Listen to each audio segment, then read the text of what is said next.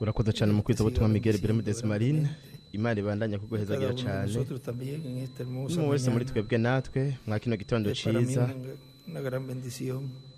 kuri jewe n'umugisha udasanzwe hamwe n'ihigwe ridasanzwe gushobora kuba ndi ngaha muri Santiago Chile tugaheza tugasabikanya na mu mwanya ukiyago tuyaga ku ijambo ry'Imana hamwe n'integuro yose ijanye n'iki gihe ca nyuma, igihe c'ubwiza cyane kurusha ibindi bihe byose. N'abandi bose bihuje natwe biciye kuri satellite Amazonas na satellite Eutelsat 8 mu bihugu bitandukanye, namwe ndabatahije uburyo budasanzwe mwese. Muri kano kanya turabe mu butumwa bwiza bwa Luka mu gice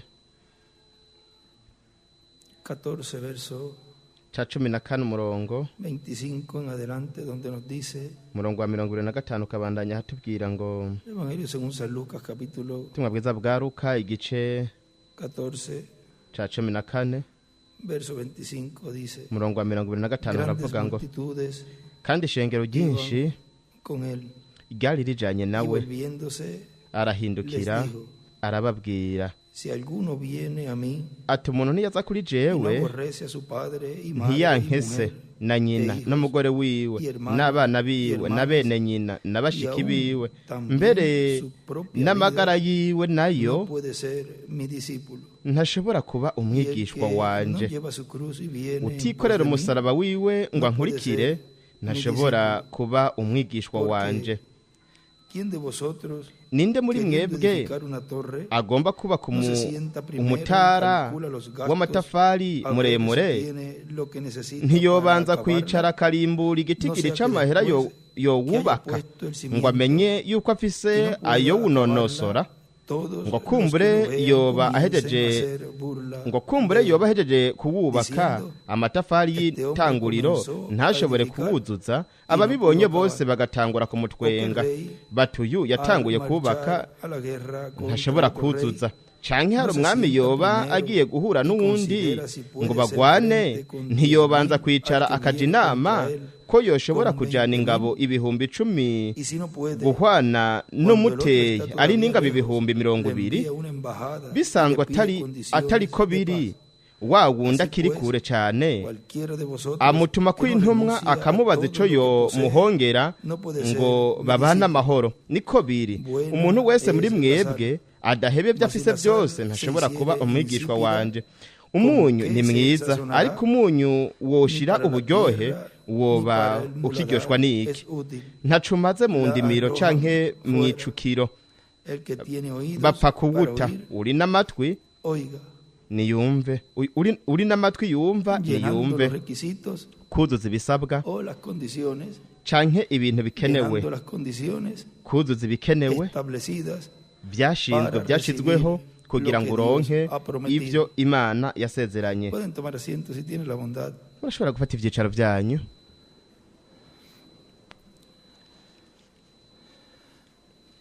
Llenando las Kuzuza condiciones establecidas ibikenewe byashinzwe para byashizweho recibir kugira ngo uronke lo que Dios, ivy'Imana yasezeranye.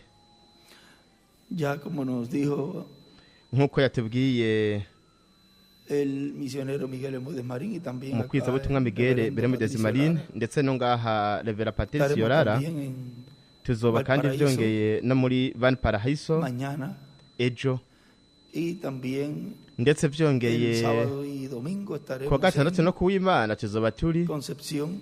muri Conception. Esperamos allá Aho grandes turiteze bendiciones imigisha también. myinshi naho nyene vyongeye. en Chile. Shiri Es un país ni de igihugu bendición c'umugisha y kandi ustedes, murabe namwe en el programa divino mu nteguro y'Imana está la tierra de América Latina, harimwo la cual tiene ubutaka una bwa promesa Amerika tan Latine grande aribwo bufise isezerano poder ridasanzwe entrar ryo gushobora reino milenial. kwinjira mu nganje y'imyaka igihumbi. Ahora las rero naciones amahanga estarán ibihugu sufriendo bizoba biriko ciertos birababara desastres, algunas. biriko bica mu kaga bimwe bimwe Siempre oramos kandi buri para gihe que turasenga kugira ngo igihugu cacu Dios la mantenga. imana ikizigame. Ahora vemos como ubu turabona ingene en el programa divino está mu nteguro un terremoto y'imana muy grande, hariho nyamugigima ikomeye cane izoza, y es el terremoto que kandi ni nyamugigima nos habla que es itubwira muy seguramente, o sea, un 99.9% que es el de la ni ukuvuga ngo resurrección.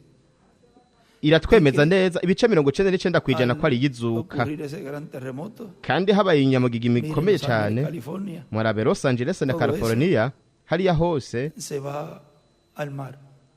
hose hazokwibira munsi y'ikiyaga, Toda esa falla también por ahí, ndetse na kariya karere falla de kose, San Andrés, kariya karere ko kwa Andres, umanutse na hariya hose pasa por acá también por Chile. ugaca no ngaha naho O nyene sea muri que hay Shiri. una parte ahí Ni ukuvuga yuko de hariho arriba igice uhereye Ese- hejuru como se kumanuka deslinda. hasi al agua,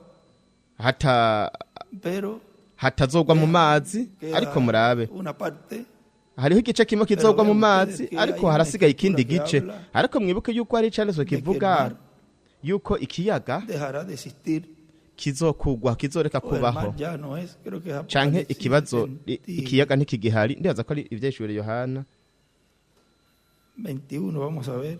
21, reka turabe.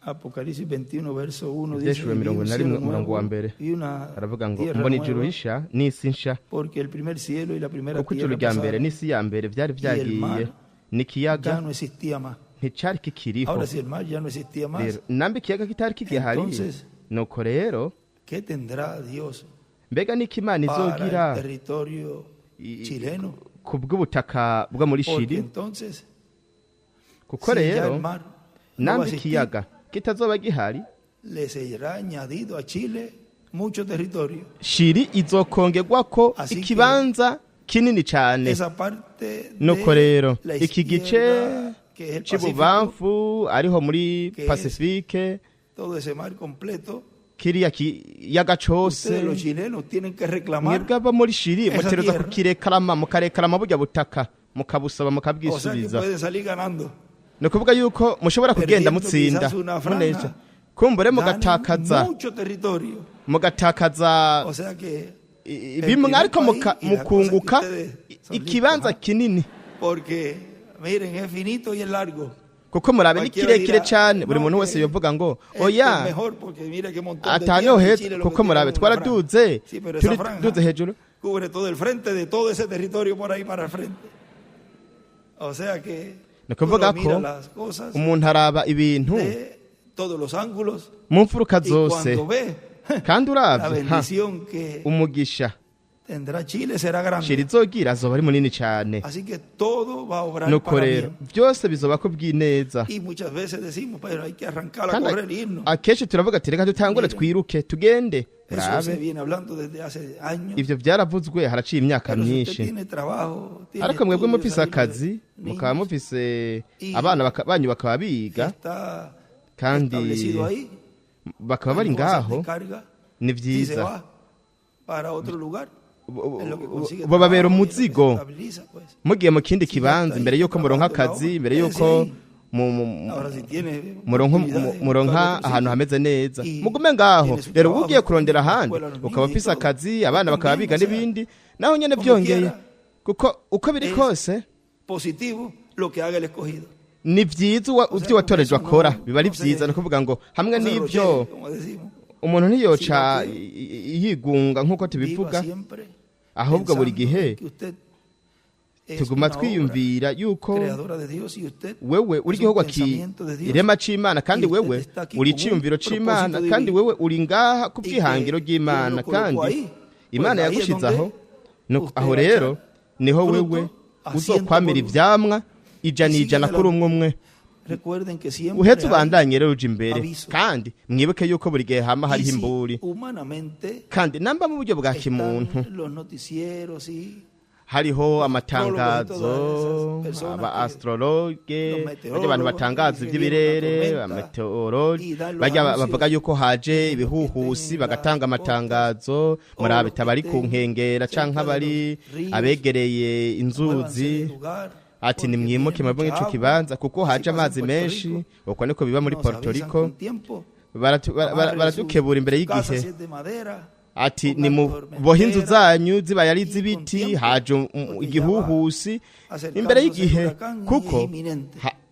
hagiye hegereje ya huraka no hay forma idasanzwe que se desvíe. ni ukuvuga ngo nta buryo na Cuando bumwe viene directo, dice, no se igiye preocupen, gukata de canke 3 ico ubwo días nyene va a bajar. bakavuga ati mu minsi itatu O va a izoba subir yagabanutse las canke corrientes izoduga de agua, iduge mu de aire hazoduga que hay, la va a amazi canke amazi yaduze Como quiera, nayo uno nyene está con el tuzoya martillo y el clavo y el kwepesha. panel pendiente kandi nawe kubera ko udateye si umusumani ngo listo wame ugabirije ariko para buri gihe prepararse. ukamugavye kugira ngo ube Si es witeguye namba ari uko bimeze en lo cotidiano, en el mundo. mu buryo busanzwe Como será uko también tubayeho ngaha ku isi cuando Dios bizogenda envía gute su igihe imana vocero, izorungika o sea, él, igihe imana el que da izorungika las noticias, de parte umuraritsi ubutanga o sea, amakuru que les avisaría w'imana con ni tiempo ukuvuga también. yuko nayo nyene Y les va a avisar con izobakebura tiempo imbere y'igihe kandi Antes de igenda irabakebura imbere y'uko ivyo biba O sea que kuvuga ko ahí sí se pondría en acción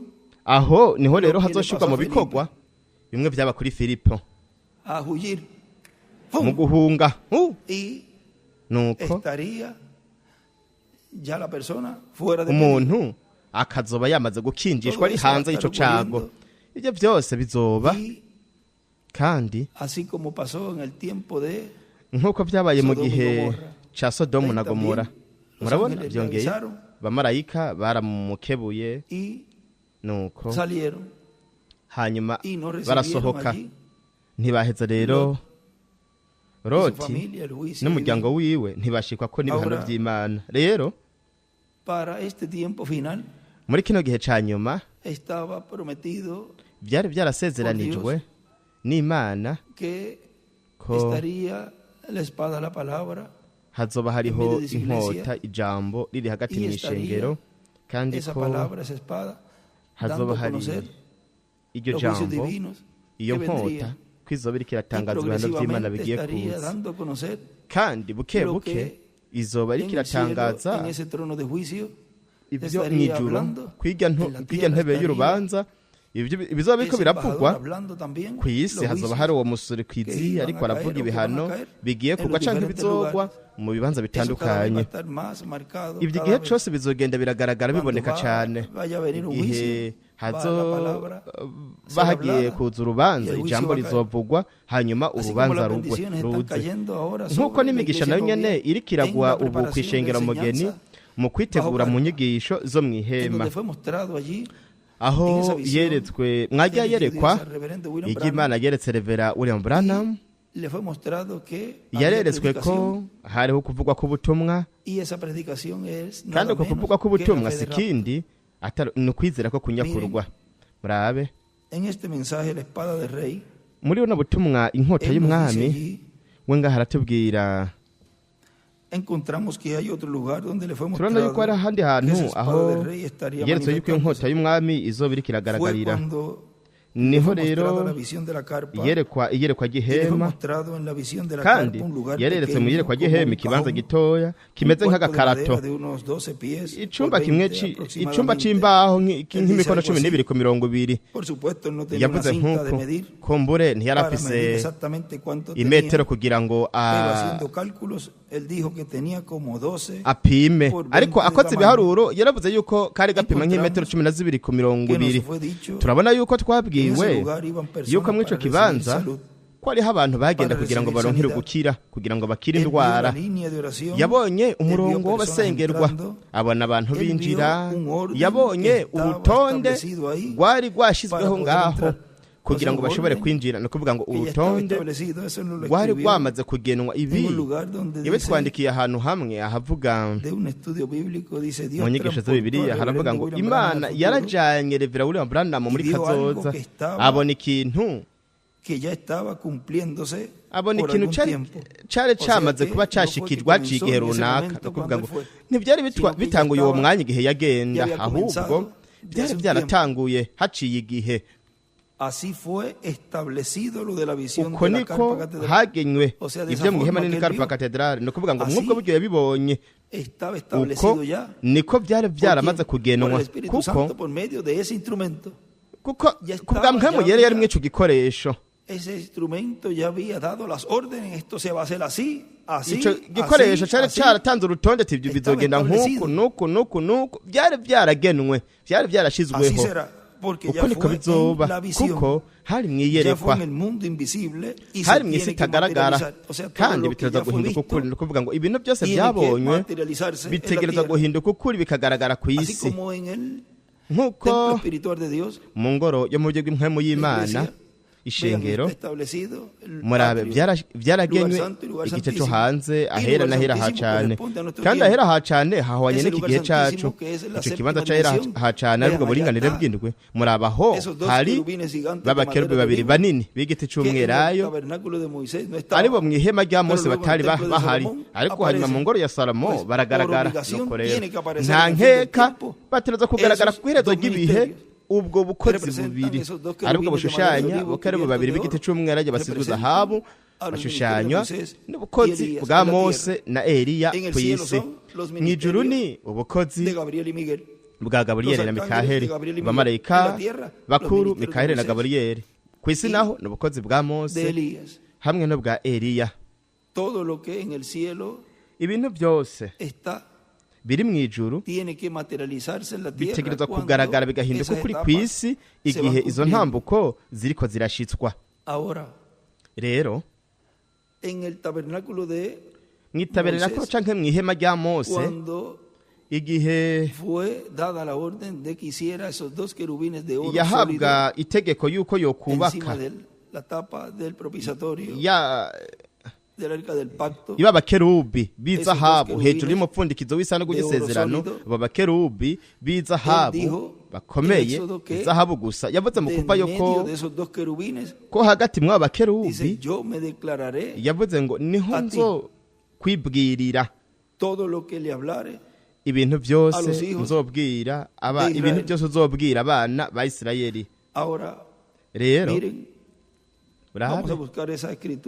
reka turondere ico canditswe hariya mu kuvayo Éxodo 25 kuvayo 25 hablándonos aquí reka aratubwira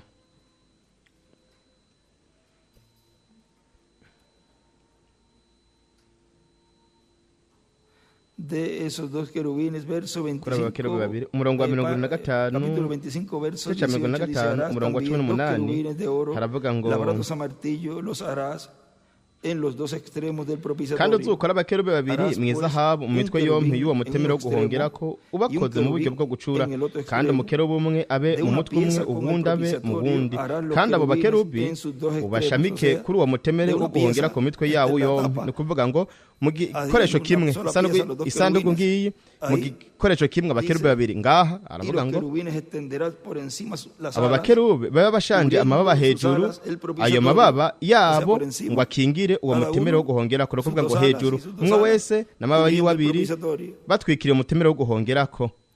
Hará los querubines en sus dos extremos y los querubines extenderán por encima las alas cubriendo con sus alas del abashagaje amababa hejuru, ayo mababa yabo ngo akingire uwo mutemere wo guhongerako. Barabane bashira amaso kuri uwo mutemere. No kuvuga ngo barabana nk'uko mu maso yabo mirando al propiciatorio los baraba uwo mutemere wo guhongerako. O sea, los rostros de los querubines mirando amaso y'abakerubi yaraba ku mutemere wo guhongerako. Ahí que habría con un dibujo, pero aha byo bagize umuntu abivuze akoze igicapo, ariko reka tubigize nk'uko turabye nk'uko. No kuvuga bari bameze uko, ubundi nawe hariya araba el propiciatorio ku mutemere wo guhongerako todo eso de oro sólido, ibyo byose mu izahabu y pondrás el propiciatorio encima uheze urumye umutemere wo del arca, guhongerako y kuri en el ya arca sanduku pondrás el testimonio que yo te uyishiremwo daré. bya bishinge nahe Y de allí, nzoguha ¿de dónde? aho De allí he me aho declararé a ti, niho nzohora y mbonanira hablaré nawe contigo de sobre el nkakubarira propiciatorio ibyo de entre los dos ngushikirije querubines byose byo que están byagezwe sobre ngeza el arca del abisirayeli testimonio, ndi hejuru uwo mutemere wo todo lo que yo te guhongerako mandare hagati y'abo para los hijos de bakerubi Israel. bo mu isanduku y'ibishinga intahe Ahora miren, rero murabe ahí es hablado y de Aho. ahí es hablado niho avugira kandi niho yamye lo que avugira Moisés tenía que hablarle al pueblo. ivyo Mose niho yabwirira Mose ibyo ategerezwa Pero kubwira cuando vemos abantu los dos querubines gigantes ariko iyo tubonye de madera de abakerubi olivo banini cubiertos de b'igiti oro, c'umwelayo basizwe entonces, zahabu nuko son rero colocados bashigwa en los dos extremos ku mpande zibiri y una ala baba de rimwe uno y una ala de otro rya rimwe n'iry'uwundi encima de los dos akaba ari querubines que están ahí, hejuru y'abakerubi de oro babiri sólido, bari ngaho bamwe y b'izahabu ellos gusa de pie, nuko nabo y la bahagaze otra ala en la otra irindi punta, baba y la otra ala naryo en la otra punta, o sea, rigera ku isonga irindi naryo ku rindi punta songa llegando no kuvuga ngo ku isonga esos ku isonga querubines gigantes, abo bakerubi banini todo el lugar buzuye santísimo. ahera Pero ha en cyane esta ocasión, hose en vez de estar mirando el ariko propiciatorio, aho rero mu kuraba sus rostros aho kuraba están umutemere wo guhongerako mirando amaso hacia el yabo pueblo, yaraba mu hacia el bantu frente. yaraba imbere Entonces ya no viene a ser nuko rero ntabwo la voz saliendo de ahí, ijwi ryapfa ngaho yendo a Moisés y Moisés al rija pueblo. kwa Mose Mose nawe ngo Sino abwire que abantu directamente ahubwo ryagenda ubukwi De na bukwi esos dos querubines gigantes, riva mu de abo esos bakerubi ministerios banini al pueblo. b'ubwo bukozi rishikira abantu Porque kuko al salir del trono de intercesión, mu kuva ku ntebe yo kutuvuganira Entonces, la página nuko rero 124 del papuro libro kujana de mirongo los itatu na kane mu Sellos, gitabo la cy'amataniro turashobora kurutahura Porque rero este Espíritu neza Santo que tenemos igihe uno mpwemu yera ahora dufise mismo, el que está en ubu nuestro nyene medio ahora uyu ari mismo, hagati la muri forma twebwe del ubu nyene Espíritu Santo, ameze nka mpwemu cuando llegue a yera ser encarnado en la niyo persona yagera ubwo de yambara umubiri Jesucristo, mu entonces, wa Yesu Kristo le nuko rero coronaremos como Rey de Reyes y tuzomwimika Señor de Señores. tuzomwambika igitsibo nk'umwami Ahora w'ababene ven uganza cómo abaganza rero murabe viene ingene directamente esa voz iryo jwi riza bukwi na bukwi de en medio de esos dos rivuye querubines muri abo al bakerubi pueblo. babiri rigashikira Ya es una voz abantu iryo ni ijwi directa de riza corazón bukwi na bukwi a corazón. rivuye mu mutima El rikaja mu corazón de mutima Dios de la riva mu mutima séptima w'Imana dimensión, mu buringanire es el bw'indwi alma aribwo al bugingo alma de cada escogido. rigashikira mu bugingo bwa buri watoranijwe Ahora él sigue diciendo aquí, rero a él bananyavuga le estuvo hano raro una cosa wewe que él vio. byaramutangaje ibintu Fue que vio a yabonye dos hermanas trabajando ahí para niho beneficio de yabona aquellas personas bashiki bacu que ngaho entraban bariko barakora ku y bw'inyungu para y'abo los bantu que bariko salían barinjira también, porque ndetse había una n'abasohoka entrada y una a la salida. hariho umwe mu rwinjiriro n'uwundi también aho basohokera A yabonye otras kandi personas trabajando en ubundi favor muntu de ariko esas arakora personas que venían para afasha abo recibir el bantu beneficio bari de lo baje que kugira Dios ngo estaba baronke haciendo inyungu en ese z'ivy'Imana lugar. ariko irakora mw'ico kibanza Encontramos que muestra que había un hombre fuerte turabona yuko yerekana ahí yuko hariho que umuntu empujaba, akomeye aho yasuguma empujó, me parece, a la señora que yarasugumye venía en una wamengo camilla. yasugumye wa mukenyezi Pues yaraje ese aryamye hombre ku fuerte gakinga vino uwo y la muntu llevó hasta akomeye adentro. yaraje acamwinjiza Para salir, imbere ella se acercó, mu gusohoka we ella se yaregereye encargó de llevar we la camilla empujando. niwe yarajejwe O sea, kwijanira ku gakinga kiwe para ni kuvuga entrar, mu kwinjira sí hacía falta la persona. nivyo uwo muntu yarakenewe Parece que el hombre fuerte donde se wamengo uwo necesitaba muntu era para akomeye la aho entrada, yarakenewe hari mu rwinjiriro pero para la gusa salida, ariko mu ellos gusohoka salían caminando bo lo más bien. basohoka bagenda neza Bueno, ni vyiza él ahí lo que vio fue un orden bien w'ibyo yabonye establecido. ngaho rwari Vio urutonde todas las rwari cosas rwarashyizweho que Dios le yabonye ibintu permitió byose imana yamwemereye ese kubona orden estaba kuvuga urwo rutonde establecido. rwari rwarashyizweho Se había dado las instrucciones de cómo hari hacer las haratanzwe cosas. amabwirizwa No era y'ingene ibintu todo, byokorwa en desorden, sino que todo ntibyari tenía akajagari un orden. ahubwo byose byari bifise urutonde Vio yabonye el grupo, la umugwi congregación también. n'ikoraniro O sea que byongeye vio ni ukuvuga a ko los que yabonye estaban ahí, abari bari en esa ngaho actividad. muri ico gikorane vio yabonye los que estaban congregados. abari bahakoraniye O sea, ni kuvuga los que se fueron y se estaban congregando en esos Abagiye, días en otro lugar, en las casas. bakoraniye Porque no muri iyo creían minsi mu nzu kuko en ese batizera instrumento. ico gikoresho Allá no fue que dijo, y los vi también en las casas. hariya ntiyavuze No, ngo la n'abanyene nabonye mu rugo allí. oya ikoraniro El grupo yaribonye lo vio aho ahí. umugwi yawubonye Igual aho como nos está viendo hoy aquí, co kimwe nk'uko ariko aratubona hano congregados juntos, dukoraniye hamwe turi mu bumwe. Y él se encontraba en otra dimensión. We yisanze ari mu bundi buringanire. Él encontrándose en otra dimensión, encontramos We que él yisanze ari mu no bundi había buringanire. hecho, Turabona ni había yuko instalado esa carpa. atari yakoze canke ngo yubake iryo hema. Ntabwo yari yubatse na kiya cumba gito c'imbaho. Ashitse byose byari byubatswe, byari bihari. Ikibazo ku bantu benshi co bari iki? ¿Dónde y de quién Ni era esa carpa? hehe canke iryo hema ryari ryande? ¿En qué lugar estaría instalada esa carpa? Mbega iryo hema Ahora rizoba sabemos en qué lugar ryubatswe hehe? Rero ikibanza ubu está turakizi. la carpa Ikibanza kiri mu ihema. instalada Aho ihema en Calle, ryubatswe Puerto Rico. ni muri Calle, sabemos Puerto el Rico. Turazi ikibanza carico. ¿Quién sería la persona frente a Ninde esa muntu congregación? azoba ahagarariye Y frente iryo a todo koraniro, ese trabajo. ahagarariye n'ivyo bikorwa byose? Fácil. Biroroshe. Busquen quién es el pastor Rondera de allí umupasiteri umwungere y wo quién ngaho es wari el we que ha estado al frente de ese trabajo. hamwe Y n'uwamye ya ahagarariye saben ivyo la bikorwa, persona, ucumenya el nombre de la uwo muntu persona. wari we izina ry'uwo muntu. Ya tienen el lugar y tienen el nombre de la persona. Murafise también. ikibanza, murafise Pero n'iryo zina sencillo ry'uwo que es. muntu. Pero Murabona eso byose sencillo, byoroshe, ariko ivyo nyene para biciye muchos está bugufi velado. kuri benshi No lo biranyegejwe, ntibashobora kubibona. ¿Quién sería la persona frente a esa congregación? Ninde muntu Y frente azoba a todo ahagarariye ese iryo trabajo? koraniro, ahagarariye ¿Quién n'ivyo sería la bikorwa persona byose? que Ninde tenía que muntu ver con eso? yategerezwa kuba ¿Y ajanye dónde? araba ivyo? Son Kandi muy buenas hehe, preguntas, ni ibibazo porque byiza si la cane, persona puede localizar kuko el sitio umuntu ashoboye kumenya y la ikibanza persona, hamwe n'umuntu, o sea, ven, son las dos no cosas kuvuga murabe, importantes. El sitio, ni ibintu bibiri bikomeye cane, y la ikibanza hamwe n'umuntu. localizando el sitio y la persona, Umenya ikibanza usted tiene n'umuntu, todo planchado. wewe byose uba wamaze Ya kubitunganya está byose todo neza, listo.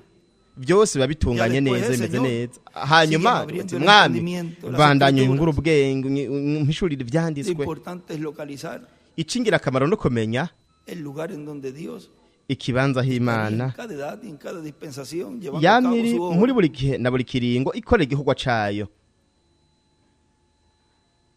Si la persona puede localizar el sitio y la persona, Umuntu ashoboye entonces kumenya puede ikibanza hamwe situarse n'uwo en muntu, el lugar nuko en rero donde el hermano arashobora Branham, kuja mw'ico desde kibanza, la ashobora dimensión vio aho mwene a data esa persona. Branham yabonye ari mu bundi buringanire Ya abo ustedes bantu. han identificado el lugar. Kandi mwebwe Ya han mwaramaze kumenya identificado la ikibanza, persona. mwaramaze kumenya n'uwo Por consiguiente, muntu. ya está Mu yandi majambo, ubu en rero línea con lo que vio muri el reverendo mu William murongo w'ivyo Revera William Branham Por lo yabonye. tanto, es Ko muy bw'ivyo rero importante conocer esas ni cosas. ingirakamaro cyane kumenya Si ibi conocemos esas bintu. cosas, entonces podemos Tumenye ivyo bintu esperar que rero Dios cumpla turashobora lo que kwitega Él yuko Imana demostró ishitsa ivyo al yamweretse, precursor de la segunda venida del Señor. integuza yo kuza kwa kabiri Encontramos k'umwami. que cuando él fue llevado a Turabona ese yuko lugar, igihe yajanwa él mw'ico dice que vio el kibanza pilar de fuego, yavuze yuko yabonye a inkingi la luz que y'umuriro, le acompañaba, wa vio muco que se movió wamuherekeza, hacia ese cuartito yabonye pequeño, wiyunguruzira estaba mw'ico sobre cumba ese gito cuartito pequeño, y él wari dice kuri que ico cumba allí gito, estaba ocurriendo kandi yavuze cosas yuko aho inexplicables. hariko habera Dice que ibintu las umuntu personas adashobora que entraban gusigura. con alguna Yavuze ko necesidad, abantu binjira bafise luego ibintu salían bakeneye por runaka, otra puerta hanyuma muy bagasohokera mu wundi y muryango cuando bameze las neza. entrevistaban,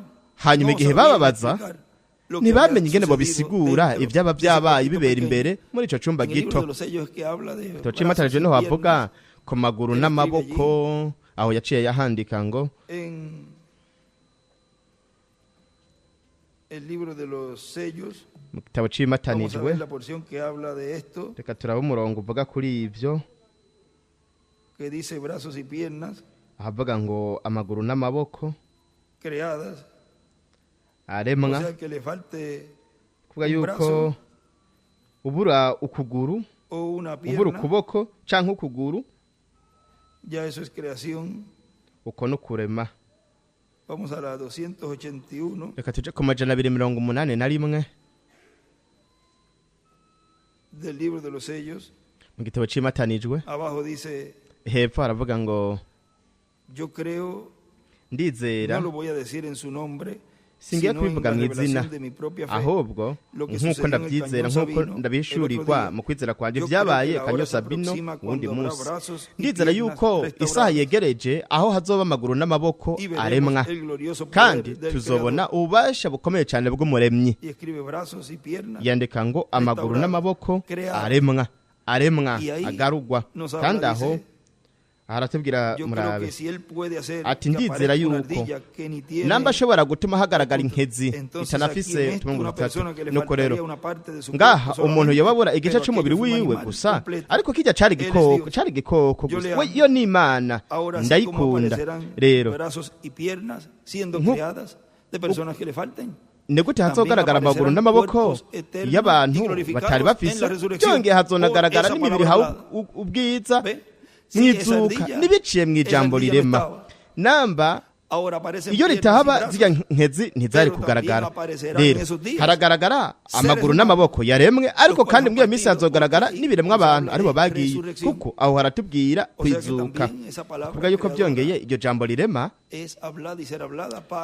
rizovugwa kugira ngo habizuka abapfuye bazokumva ijwi ry'umwana w'imana hanyuma bazuke yohana igice ca 5 umurongo wa 25 yacandika ngo mu mubiri kuvuga ngo ni iryo jwi ririko riravugwa mu mubiri rivugwa n'umubiri w'inyama nk'uko havuzwe izuka rya Lazaro igihe yavuga ijambo hariya ngo Lazaro sohoka kandi uwo muntu yari amaze iminsi irenga iminsi ine kuko yaramubwiye ati ariko mwami mbega twotembagaza ikibuye gute ko yamubwiye ngo tembagaza ikibuye ati twotembagaza ikibuye gute kandi yamaze kubora no kuvuga ngo yari yamaze kubora ati sinakubwiye ko niwizera ubona ubwiza bw'Imana gikure kuri ico kibuye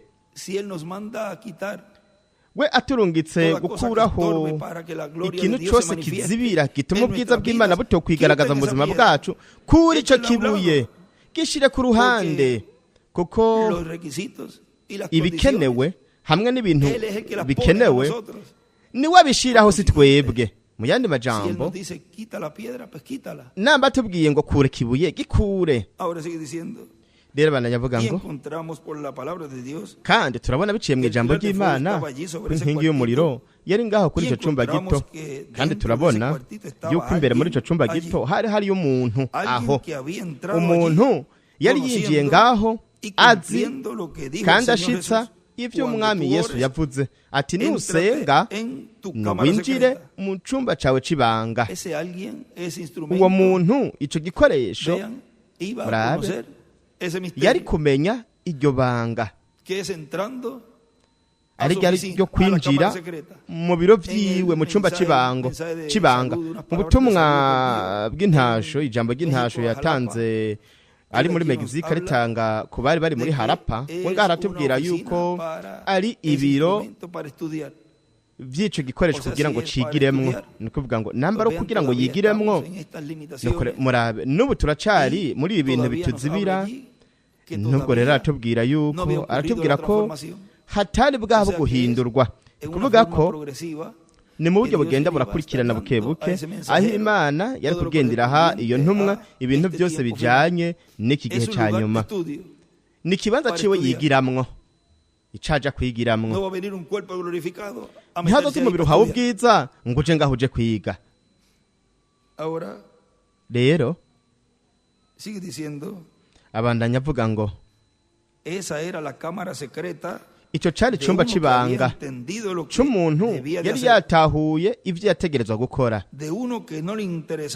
umuntu atarashishikajwe no kugaragaza kwerekana ububasha bw'Imana ku mugaragaro ahubwo amaze kumenya ivyo yategerezwa gukora mu gihe ca nyuma akamenya n'ingene yobikora kugira ngo yuzuze ivyo abantu bari bakeneye we ashingiye ku ijambo yateguye byose arabandanya imbere kandi nta numwe yarazi ingene ibintu byari biriko biraba kandi mu kubikora muri ubwo buryo rero aho yari yirinze yuko Sekibi yokwita imbere Sekibi ngwaze hanyuma yumve uburyo bwo gukoramo ivyo bintu mwa kino gihe ca nyuma uko kwa gatatu we ntiyari kumenyekanisha kwa gukwegigera kwa gatatu mareka yamubwiye ngo ibi ntuzubibwire n'umuntu n'umwe rero ngaka kagace nabasomera ahari muri 2009 ijambo ry'intasho murabizobera ngaho Cristo, cuando ores, ibyo entra en Kristo tu cámara yavuze secreta ati nusenga y ora winjire a mu tu cyumba Padre cyawe celestial, c'ibanga el cual te ve, usenge so wo mw'ijuru uwo Él kubona te recompensará en kandi público. azokugerera ku El cual mugaragaro te ve y te oye, uwo kubona y él kandi te va a akakumva recompensar en público. kandi azokugerera ku mugaragaro 6:6. Matayo gatandatu Capítulo gatandatu 6, verso 6. igice cya Vean, gatandatu y umurongo wa todo gatandatu eso, murabe kandi ibyo vean, byose va a ser murabe entonces un lugar ya kizoba rero ari destinado ikibanza para una persona. cyagenewe umuntu Y esa va runaka a ser su kandi cámara o su icyo azoba ari oficina icumba para, ciwe cyangwa ya ibiro sea para vyiwe estudiar, kugira ngo haba ari ya aho sea aja para estar kwigira estudiando, haba ari aho orando aja por kugira los ngo enfermos. yigire canke asengere Eso va a abagwaye ser en esa forma.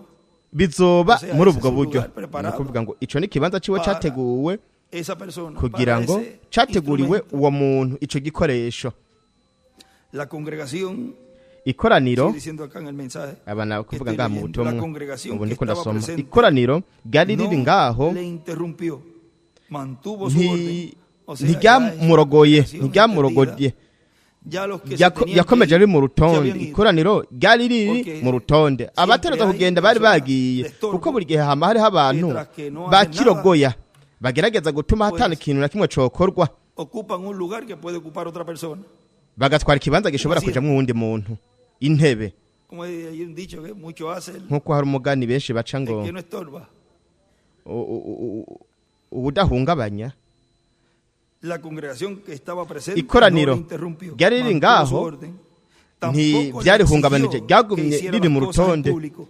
kandi O sea que no se puede decir, yari pero ¿por qué no yanaribujije hacer ko esto o lo ryokora otro? ibintu ku mugaragaro pueblo no kuvuga ngo ntibatangura kuvuga ngo Y no kubera es iki adakora ibi n'ibi solamente n'ibi aquí n'abantu también y en todo babizi lugar. kandi si hariya Nubwo gusa no entendido. ngaha n'ahandi hantu hose Isaha. hari abantu batahura Tampoco le batahura exigió que hiciera las cosas en byongeye público, ntibanamuhase ngo porque akore ibintu ku en mugaragaro público solamente kuko ku los mugaragaro escogidos, abatorejwe lo que gusa necesitaban era que les icyo bari trajese el bakeneye mensaje kwari para ese uko tiempo. abazanira ubutumwa ico gihe mwabonye porque eso es mucho más que cualquier kuko milagro físico. ibyo que se ha birarengeye ikindi gitangaza Y cyose eso es kigaragara lo que da cokogwa la fe para el kandi rapto a ibyo los nibyo escogidos. bitanga ukwizera ko No es kunyakurwa ku importante batoranijwe eso. No es más mbega ibyo si importante ingirakamaro eso. cyane Claro mbega que ibyo sí. si ingirakamaro cyane neza cyane Ahora miren, rero en el murabe mensaje por qué mu tuvieron butumwa que ser pastores, kubera iki batereje kuba arabungere nos dice aratubwira en la página 32 de este ku mensaje, rupapuro rwa 32 ubutumwa dice, aravuga ngo ahora rero para todos los que todos así conocemos a Israel, nk'uko tuzi recibieron la Isirayeli palabra del profeta pastor. ntibakiriye ijambo No todo ry'umuvugishwa Israel lo mu ngere recibió. si Isirayeli Ahora yose no, yamwakiriye ellos rero se murabe quejaban. bobo O baridoga cuando estaban ejecutando los milagros, igihe él yariko era arakora una gran ibitangaza persona. yari Pero umuntu cuando akomeye vino su cyane mensaje, eso ariko era aje mu butumwa diferente. bwiwe ibyo Todas byari las grandes bitandukanye señales le siguen a un ibimenyetso nuevo byose mensaje. bikomeye cyane Sabemos byaramukurikira mu butumwa Se bushasha ibyo quejaron en el turabizi desierto, baridogeye mu en el desierto, y bugaragwa murieron por miles. ubugaragwa hapfa Francamente, ibihumbi no n'ibihumbi habían ni dos de ellos que jamás nta hayan na babiri mu cruzado, biri bo fueron mu salvos by'ukuri de 2 bajabutse millones y medio. barakira De 2 mu mamiliyoni millones y medio. n'igice mu mamiliyoni abiri n'igice Dos de 2 millones y babiri medio. mu mamiliyoni abiri n'igice Usted dice, we wovuga ¿qué les uti pasó a ellos? none Están byabagendekeye eternamente gute perdidos. baratakaye Todos ellos, hermano burundu ati bose gamwe Jesús data dijo Branham Yesu niwe yavuze Ellos ivyo dijeron, bobo nuestros padres baravuze comieron maná bati en el basogokuruza desierto y bacu bebieron de la baririye roca. manu mu bugara bw'abanwa no kwa rwa rutare Jesús dijo, y todos Kandi Yesu y nawe ellos, aca aravuga y ngo, ellos están todos muertos. ati kandi Eternamente bose separados. barapfuye Ve, baratandukanijwe burundu murabe bose Note, ellos se quejaron acerca de murabe la bo manera baridoze provista por Dios. bidogera uburyo Esa fue la bwari razón bwaganywe por la cual n'Imana murieron ellos. niyo mpamvu El libro de bapfuye citas rero hay bo un lugar igitabo en c'imirongo la ari página ahantu 140. ku rupapuro rw'140 Allí nos habla aho haratubwira del párrafo ku murongo 1252. wa 1252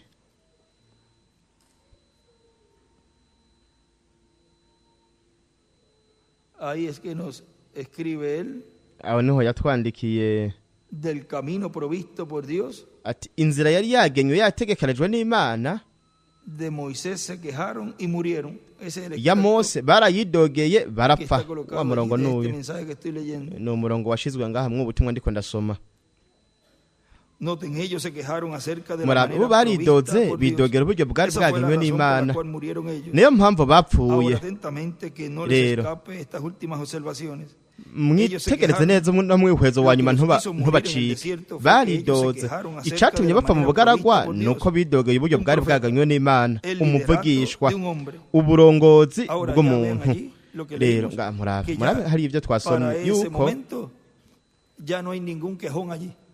muri uwo mwanya nta n'umwe yari yacidoga kuko yavuze yuko batanamurogoye kandi nta n'ubwo bigeze bamuhata ntihari hari abidoga n'abanegura bose bari bari hanze uburongozi bw'umuntu mbwira igihe Imana yigeze ikoresha umugwi kugira ngo ikorane nawe we ntizigire ubisanga muri Bibiliya umuntu umwe bo ijambo ryaje kuri Mose aho yandika ngo bidogeye inzira yari yagenywe yashizweho n'Imana hanyuma batandukanywa burundu n'Imana Kora twese turazi yuko we yari yegeranije wenyene ubwiwe aridoga ko Imana itari igororotse mu gukora ikintu nk'ico mu kuba umuntu azana ubutumwa yavuze ngo twese turabera kubera ko tudashobora kugira idini kandi kubera iki tudashobora kugira ngo dukosore ibi n'ibi dukore n'ibi ni ukuvuga ngo anategeke cada uno le quisiera hacer umwe wese akora ibyo ashatse kuvuga akora ibyo ashatse gukora ibimunezera Imana ibwira Mose ati tandukanye nawe ati ibyo je vyandambiye aho yandika ngo umuntu azanye ubutumwa kandi mwibuke Yuda nawe nyene avuga mw'ivyo nyene mu misi ya nyuma ivyo nivyo kuri si Yuda Isikariyote ahubwo ni igitabo ca Yuda kiri imbere y'Ivyeshuro Yohana ivyo nivyo kuri bo barahonye bahonera mu mugararizo wa Kora vyongeye turazi n'ivyabaye kuri Kora hamwe n'abasigaye mwaba bandi babazagiza bidogira ijambo ry'Imana n'ubwenge bw'Imana bwari buri mwaburya burongozi bw'umuntu umwe wese muri bo yarahonye rero ababazagije murabe haravuga ngo bahagarariwe na Datani Kora na Biramu abo bose babazagiza igihe cose hama hariho abantu bameze nk'uko banezerwa no kuguma babazagiza aho yandika ngo barahonye yandika ngo uburongozi bw'Imana mu muntu umwungere muvugishwa reka rero turabe Imana mu mwungere muvugishwa itwereka imigambi yayo yo muri kazoza mw'ijwi rikurikira ry'ikimenyetso cayo rero mwihweze aha turabibona reka rero twihweze ikimenyetso gikurikira rero mwihweze we yarungiswe kuri bene se mu muja afise ubutumwa bwo kubabohora afise ikimenyetso yahawe n'Imana kugira ngo yerekane ingene azobisubiza yandika ngo yubire aho Isirayeli yagiye mu butumwa bwiwe bo baramwizeye imwe wese muri bo ariko mu gihe cyo kumugoroba bo bagiye mu bitangaza ariko mu gihe cyo kumugoroba igihe bo 3 we yatanze ubutumwa bwari butandukanye abantu bose batizeye ubwo butumwa barapfuye yandika ngo ubutumwa bw'urubanza uruzoza ikimenyetso ibyo ni iby'ukuri ubutumwa bwari ubuhe ubutumwa bwari ubw'urubanza bwari rugiye kuza ku mugoroba igihe cyo ku mugoroba caraje biciye mu misozi ya Isirayeli kugira ngo asuzume namba abantu barizeye ubutumwa bw'umwungere muvugishwa kandi abantu bose batari barabwizeye barahonye aho yandika ngo barahonye rero murabe nk'ubundi butumwa bwitwa igihe cyo gutandukanywa kugira ngo uronke isezerano ngaratubwira murabe igihe umwami yamanuka bari barenga 500 hanyuma hasigaye gusa 120 kandi ubu nyene tugira turabe igituma hasigaye bake mu 500 bangahe bari bahari aho hari imigwi ibiri abizera bukuri hamwe n'abigira bizera no kuvuga inkumi z'ibijuju ariko muvugishwa bivuze yuko igituma haba gutandukanya kw'imigwi 3 ni ijambo buri gihe ni ijambo ivyo biri hari umurongo uri ngaha mu gitabo c'imirongo ku rupapuro rw'icenda b 9b, párrafo 9b 81, umurongo wa 81 ahí nos dice, ngaho baratubwira pero cuando un hombre ariko iyo umuntu es nacido en el mundo, avukiye ku isi él se convierte en un nazareo. akabyagwa n'uwizera aca ahinduka umunaziri igihe yitandukanije wenyine ubwiwe n'ibintu byose binyuranye n'ijambo ugutandukanywa mu mwuzuro. Ahí encima escribe un aho hejuru nazareno yandika ngo es igual, umunaziri uno que se bingana separa umuntu de toda yitandukanya cosa n'ibintu contraria byose a la binyuranye n'ijambo. Jesús dijo, yo vine a Yesu separar yaravuze el hombre de su ati naje esposa, gutandukanya para romper umugabo una n'umugore familia. wiwe gucamwo kubira Y aquel umuryango, que no tome su cruz y me kandi siga, uwo wese no es digno de atikora ser umusaruro llamado w'ingwa mío. nkurikire ntakwiriye kwitwa Una uwanje. separación de todas las cosas, Ugutandukanywa de mu bintu cualquier byose mu de la bintu ibyo ari byo iglesia, de la byose comunidad, de mu la ishengero creencia, de mu la familia, kibano o de mu cualquier cosa myizerere que se mu muryango interponga cyangwa mu entre kintu usted cyose y el creer ikintu cyose we toda la gushiraho palabra de Dios. Si no su kwizera alma ijambo no ryose acentúa ry'Imana, cada promesa ubugingo hecha bwawe para esta hora butizera por buri un sezerano amén, ryose ryasezwe esto mw'ino quiere decir minsi que hay ngo algo, buvuge buti que hay amen. algo Ibyo malo bishatse en kuvuga algún yuko lugar. hari Usted ikintu necesita kibi una kiri ahantu separación. runaka ukeneye Una piedra ugutandukanywa en la derecha, acapura ibigikozuruka y k'iburyo encima ahí ibihe escribe by'ishengero el alma hejuru ngaho de la yandika ngo persona ubugingo y bw'umuntu el alma de la iglesia hamwe n'ubugingo y bw'ishengero el alma de las virtudes, es el n'ubugingo amor divino, Cristo, bw'uburanga ariko urukundo rw'Imana El alma Kristo, y el ubugingo con hamwe el alma decirle n'inyumviro amén a hamwe la n'ubugingo palabra. ukavuga Con uti el alma, amen ku ijambo decirle hamwe amén a la n'ubugingo palabra. ukavuga uti amen ku Y ahí ijambo dibuja también, luego de ahí, aho una kandi piedrita acapura angular nyuma yaho acapura por akabuye la parte gakometse de abajo de las imfuruka edades. hamwe n'igice cyo Ahora miren este hasi mensaje. cy'ibihe by'ishengero. Rero murabe mw'ubutumwa Los ungidos de los últimos días, abasigwa mu minsi ya nyuma en la página 43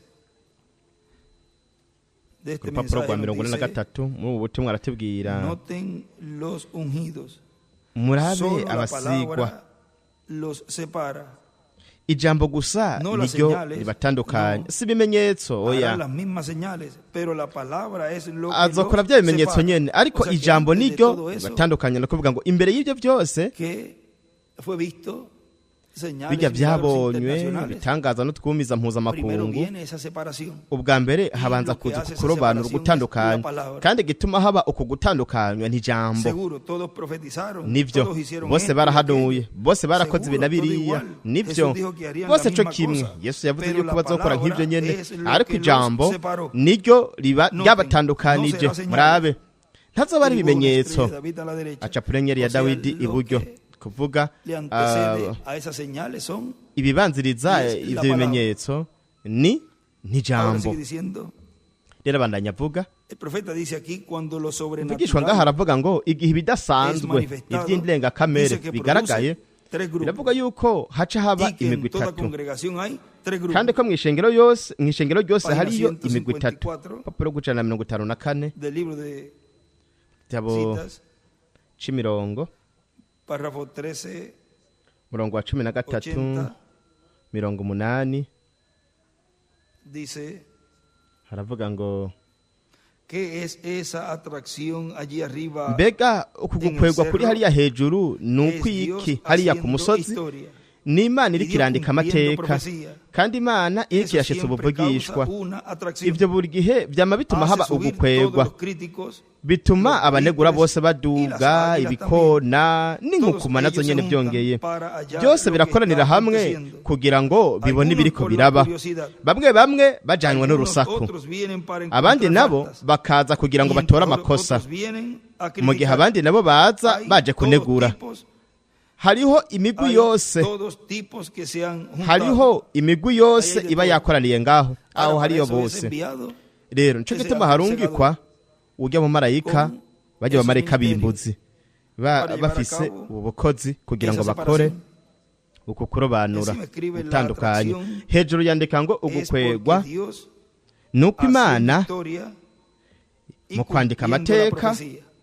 iriko irandika amateka ishitsa ubuvugishwa Ahora sigue diciendo, pero rero dice abandanya que avuga ngo también lo que separa ariko a los biravuga yuko grupos byongeye es ko ibitandukanya imigwi la itatu misma palabra. ko ari rya En jambo el nyene mensaje reconociendo ubutumwa kumenya el día de su mensaje, kumenya umunsi n'ubutumwa bwawo. Aquí nos dice en la página 16 ngara tubwira ku rupapuro rwa 16 de este mensaje, muri buno butumwa, para que sus profetas les puedan ser kugira ngo revelados abavugishwa en estos bashobore últimos días. No kubishurirwa se mwino puede minsi hacer ya por nyuma, medio de la fiesta de las ntibishobora trompetas. kuba biciye mu munsi mukuru Hablando por medio de w'inzamba. Oseas, él dijo a Israel, tubivuze biciye Yo he contado avuga biciye muri Hoseya yabwiye Israeli en ngo otras palabras, él dijo, yo los he naracacuye. separado por Mu yandi medio de majambo los profetas. yavuze ngo nabatandukanije biciye mu bavugishwa. De esta manera, Dios reclama muri a ubwo su buryo pueblo. Imana irisubiza Él los irarekara separó amahanga de ryayo. entre el resto Yo de la yarabatandukanije nación. mu Ahora voy a bandi hacer bose bo mu aquí una mahanga. pausa Rero y regresar ngahangira para poner un ndashire paréntesis aquí. nshire agapoze Pero kugira ngo pase por ngaruke alto, ngaha porque mu dice, tuzitizo para que sus ibintu profetas naciye hejuru nirengagije, puedan ser kuko aravuga ngo revelados kugira ngo en estos abavugishwa últimos días, bashobore y entre kubishyurirwa paréntesis, mwino minsi ya nyuma. Hagati escribe y'utuzitizo que rero no se puede hacer, pero eso yanditse viene ngo hablando ntibishobora de lo gukorwa, que viene ariko hablando aha más yari atrás. karaba aha Lo yari voy a leer karavuga sin esa ku parte, byo yari karavuga mbere. para que sus profetas ngira les nsome puedan ser mw'ico gice revelados kugira ngo en estos abavugishwa últimos días bashobore por kubishyurirwa medio mwino de la minsi fiesta ya de las nyuma trompetas, biciye mu munsi o sea mukuru que es por w'inzamba. medio ni ukuvuga yuko de la ari fiesta de las biciye trompetas mu munsi mukuru que se lleva a w'inzamba cabo. niho Esa haba ico La fiesta de gikorwa. las trompetas es Umunsi mukuru w'inzamba Una fiesta ni umunsi muestra el mukuru juicio divino. werekana ibihano vy'Imana. Hablando por medio de Oseas, él dijo a Israel, avuga biciye muri Hoseya yabwiye Isirayeli ngo naracacuye. Mu yandi majambo yavuze ngo narabatandukanije biciye mu bavugishwa. Muri ubwo buryo Imana irarekara amahanga ryayo. Yo yabatandukanije mu bandi bose bo mu yandi mahanga, ikoresheje iki? Ikoresheje inkota y'amugabiri, ijambo. Yahagurukije igihugu mu yandi mahanga biciye mu bavugishwa, ijambo rishingiwe intahe. Ni nako kandi yatandukanije umugeni mu madini ikoresheje ijambo. Yandika ngo Eliya byarasezereje muri Malaki 4 yuko bizoba mu minsi ya nyuma. Yatandukanije umugeni wiwe, yamucacuye mu yandi mashengero yose, nkuko hamwe nkuko yatandukanije Isirayeli ikoresheje abavugishwa, itandukanye n'abandi. Aho yandika ngo Imana iracacura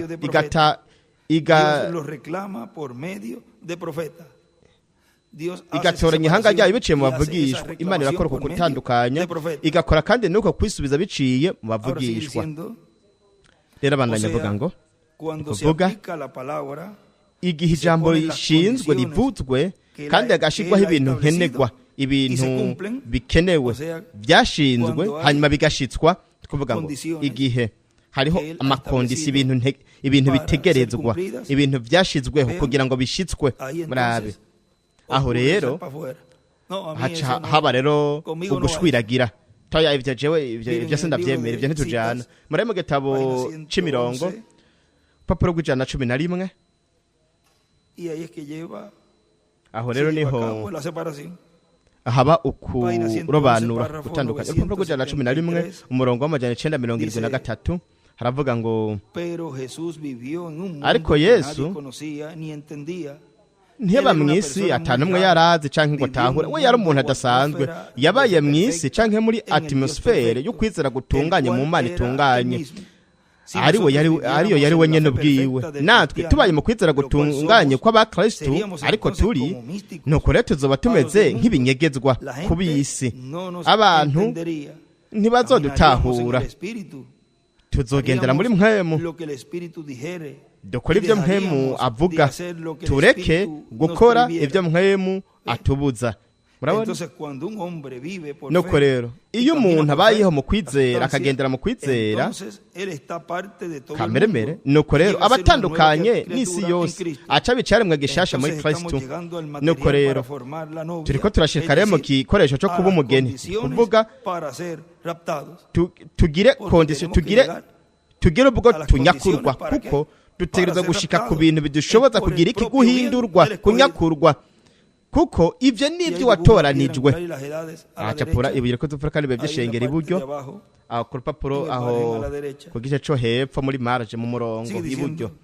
Abandanya kuvuga ngo O sea, cuando se aplica la palabra y se no pone kuvuga las ngo iyo condiciones ijambo que él ha rishinzwe establecido y se hagashirwaho cumplen, amakondisiyo el resto yashizweho se hanyuma va agashitswa porque no quiere ibisigaye llenar las bica condiciones bigenda abasigaye establecidas baca bagenda para recibir kuko badaba lo que Dios bashaka ha prometido. kuzuza amakondisiyo kugira ngo Para bakire recibir iby'Imana qué? yasezeranye Leímos ahí. kugira ngo Para bakire iki recibir la bendición babisomye del kugira ngo rapto, ser bakire raptado. umugisha wo kunyakurwa O sea, ser banyakurwe transformados y ser kuvuga ngo luego bahindurwe hanyuma Ahora bazonyakurwe miren el mensaje de las tres clases de rero muri mu creyentes butumwa imigwi itatu y'abizera en la página 24, ku rupapuro rwa 24 23 abajo, dice 23 hepfo aravuga ngo hallamos que estos obran turabona tal como su yuko padre ibyo Judas. yuko Allí yakora estaba nka se yuda y los demás petero yari apóstoles, ngaho que eran n'izindi los ntumwa abandi creyentes bigishwa verdaderos. aribo Allí barabizera estaban los b'ukuri 70 que aho representan hari los bamwe incrédulos. 70 Y bashushanya Judas todavía batizera estaba allí con ellos, na yuda el yari cual akiri ngaho era bakiri el kumwe creyente manufacturado. ariwe yari ¿Qué yari hacen uwigira estos? uwizera Estos son mbega los que permanecen hasta abo que bakora iki puedan hallar abo nibo algún error. bagumaho kugeza Todo el tiempo bashoboye están kubona ikosa buscando runaka falla para ver igihe cyose cómo bamara se ko puede bararondera explicar amakosa la kugira ngo cosa, babone cómo se ingene puede bashobora explicar la gusigura cosa. ibintu Están buscando ingene bashobora para ver gusigura si es un ibintu truco o alguna bama bariko cosa bararondera de magia. namba bashobora Están kuronka ikintu c'ubumaji simplemente c'ubupfumu esperando la bama oportunidad barindiriye para ihigwe ryo O kugira sea, ngo bagurishe buscando la escapatoria, kuvuga barondera están ingene buscando bocika mientras bama bariko el baramurondera incrédulo no espera. mu gihe umutizera we Él condena el atarindira asunto y se va. we acira Ese ku rubanza es ivyo el bintu que se agaca va. agenda El ubwo manufacturado agenda que se queda n'ingoga hasta el final. umutizera aragomba kugeza ku iherezo Como yo decía, como la lailla. nkuko yavuze Y sigue ahí, hasta el final. arabandanya ari ngaha ngaho kugeza Escribe ku a la derecha, iherezo el incrédulo se va. iburyo yandika ngo umutizera aragenda Creyentes manufacturados es igual. uwigira uwizera Los bingana ba yuda El creyente, por el contrario, Uwizera, suceda lo que suceda, él de todos modos wewe lo cree. Porque aravuga es ati la naho palabra. bibisa bite Lo cree. arabyizera naho Porque bo es bibisa palabra. bite kuko ni jambo Y al escuchar urabyizera palabra, kuko uri lo va a jambo creer. kandi maze Lo kumva que usted ijambo es. nuko urizera Usted urizera cree ico porque uri usted es palabra. wewe urizera Y kuko usted, nawe por uri jambo consiguiente, cree kandi en we mu yandi la palabra. majambo wizera O sea, usted está ijambo creyendo en kuvuga ngo usted mismo. uri kurizera Usted también, wewe nyene ubwawe usted es palabra. urabona byongeye kuko uri jambo El incrédulo se marcha. umutizera cuando oye la umutizera primerita cosa. aragenda yumvise le ikintu gusta. ca mbere Ahí es cuando kitamunezera él muestra sus colores, muestra que aho es aca un yerekana incrédulo. ibara ryiwe akerekana ko ari Juan dijo, umutizera "Salieron de nosotros yohana yaravuze porque ngo no eran de bapfuye nosotros muri twebwe desde kuko el batari principio." abacu Ahí está uhereye contestada la kera pregunta para algunos. ca kibazo kirishiwe kuri bamwe bamwe nabo bavuga bati kubera iki naka yagiye nuko atari uwo muri twebwe byoroshye cyane Salieron de nkuko nosotros porque no eran bavuye muri de nosotros. twebwe kuko batari abacu Arriba le escriben los que se van. hejuru yandika ngo Salieron de abagenda nosotros porque no eran. bapfuye muri Si twebwe el hermano kuko Branham cuando vio batari abacu ese grupo, n'abamwe neza Branham igihe que yabona ese ujya grupo está mugwi representado también todos los grupos. uwo mugwi uhagarariwe En toda kandi América n'imigwi Latina y yose el mundo entero. muri Amerika Latine yose Pero no ku isi él vio a ese yose grupo allí, en ariko específico. yabonye uwo mugwi hariya Cuando él vio ese by'umwihariko grupo, igihe yabona Ya uwo él mugwi vio a todos we yababonye los que bose estarían abari kuzoba en el bari tiempo listos ku iherezo para recibir ry'ibihe la promesa. biteguye kugira ngo de la bakire baronke iryo transformación. sezerano ryo guhindurwa Juan dijo, salieron de yohana nosotros yaravuze porque no eran ati de bapfuye nosotros muri desde el twebwe principio. kuko batari abacu uhereye Ellos kera comenzaron con nosotros. Ve que bo empieza. twaratanguranye Muchos urabona desde yuko el comienzo. benshi batanga Hasta uruhereye mu ntango Yo llevo kugeza más de bavuze 50 años aquí. ati je kugeza nubwo bavuga bati Ahora je maze imyaka irenga 50 hano none bari ¿De qué ubu le valió? De nada. byamariye iki nta na 50 kimwe años perdidos. Más todo lo imyaka que va a perder 50 ahora. bahombye uteranje niyo bazohomba ubu Pero mbere gato ya eso es ariko predestinación. uko no gutoranwa Lo importante es usted. icingira akamaro ni ¿Cómo está wewe usted delante de Dios? ni ¿Y gute quién es wewe usted? uri imbere y'Imana kandi wewe urinde Pablo dijo, Pawulo "Corríais yaravuze bien. ati ¿Quién os embarazó para no obedecer la verdad? Salieron porque abikorino no eran de nosotros. ninde yabaroze kugira ngo ntimwumvire ukuri barasohotse kuko batari abacu na yuda yari ahari uhereye mu ntango ubu bukozi bukomeye cyane ubwo yari afise ariko murabe namwe ¿Para dónde cogió él? ¿Y para Venga, dónde cogió el yagiye hehe ladrón que estaba en la cruz? El último canke que no ca hizo gisoma cari nada, kiri ku musaraba recibió cagiye he uwanyuma una atakoze n'ikintu na bendición kimwe grandísima. yarose umugisha ukomeye versus cyane Judas que tuvo todo el ministerio ahí, ba yuda bari ngaho mu bukozi bwose kugeza de personas. hasendwa amadayimoni baganasenda amadayimoni mu bantu n'ibindi n'ibindi ariko murabe byabamariye iki De nada. nta na Vino de kimwe donde había O sea, se fue de bavuye donde había ni venido. ukuvuga ngo bagiye basubiye aho bari bavuye. Cuando estos ven la palabra corriendo Igihe perfectamente, babonye ijambo ririko riragenda neza ritunganye, bo bashaka kuronka akantu nabo nyene bashobora gukoreramwo, murabibona. Ariko abizera b'ukuri ntibakekeranya ikintu na kimwe, bo barizera ivyanditswe mu ijambo kandi barabandanya baja imbere. Ko niko bimeze, gumana n'ivyanditswe gusa. Cyo gituma nk'uko byavuzwe ko Imana yoba yiriko irashitsa ukuza kwayo kwa kabiri, biciye muri Reverend William Branham yarabivuze, yavuze nk'uko yabivuze uko niko biri. Nimba bitanditswe naho rero itandukanye nabyo, utitwaretse ngo hariko harabiki, bitereza kuba byanditswe. Imana ibanye iryo jambo ryanditswe rero baragizera, babonye Imana ariko iragendagenda mu ijambo bakabona isaha n'ubutumwa n'igihe, nuko rero baca bakurikira ivyo, baca babandanya baja imbere. Rero abandanya avuga hano kuko bibabera ubusazi, bibabera igitsitaza, kuko ivyo ni ibintu bishasha bitari byarakozwe mbere, kandi kubera ko ari ibintu bishasha biragoye rero gukata iryo korosi nk'igihe nk'ikiringo, nk'umuntu giti ciwe mu bintu byari bimaze igihe bikorwa, guhindura ivyo rero aho waca haza kunegura abantu banegura izo mpinduka. Ariko murabe twebwe ivyo ntaco bitugira, ahubwo tugenda turuzuza ivyo bintu bikenewe, ayo makondisyo, kuko ico twipfuza n'amasezerano yo mwa kino gihe. Naho tuba kibisa bite turabikora, nkuko nabisomye ejo bundi mu butumwa yavuze. Tariko ibyo bwa mbere yakora ibi nibi je ntaco bintwaye uko yari ameze. Jewe ikindaje shinga ni icujya mubiri unyegeje ikiri imbere mwujya mwene data mushiki wacu, je nco kindaje shinga. Tariko yakora ibi nibi ibyo ntaco bintwaye ngo yari uno musi ninde mwakano kanya ninde. Rero rondera nawe uriwe, jewe ndazi uwo ndiwe, nawe urazi uriwe. Bueno, pero para llenar las Nivyiza, condiciones, ariko kugira ngo buzuze bisabwa, kugira ngo uronke ivy'Imana yasezeranye, ukwiye kuzuza ivyo bisabwa, kuko ku bintu byose ari ibintu bikenewe bisabwa. Reka rero tubandanye mu bwa butumwa twariko turasoma inkota y'umwami, bananye kuvuga ngo reka tubatuje ngaha gato, kuko hari ahandi hantu kugira ngo simpave ndahibagira. Ubu butumwa nyene reka ndabe namba ari hano ku rupapuro rwa 35 mu butumwa bwitwa ngo imigwi itatu y'abizera. Reka turabe no ngaha nka kano gace katubwira kw'ijambo ririko rirakora igikorwa cyo gutanduka. Urupapuro rwa 35 hepfo aravuga ngo esto es lo que siempre separa a estas tres clases de gente. Ikico gitandukanya buri gihe ino migwi itatu y'abizera ijambo. Aho yandika ngo ijambo ritandukanya imigwi itatu. Muri buri gihe nuko byamye uhereye mu ntango. Iyi Imana irungitse umuntu ku gicaniro ari waba yaragaragaye yashingwe ntaye mu ijambo, hariho bamwe bamukurikira bavuga ko arabizera, kandi niko bari. Abo nibo atampamvu nimwe yotuma basubira inyuma, bo barizera ijambo. Aho yandika ngo umwizera ntasubira inyuma naho hoba ibisabite.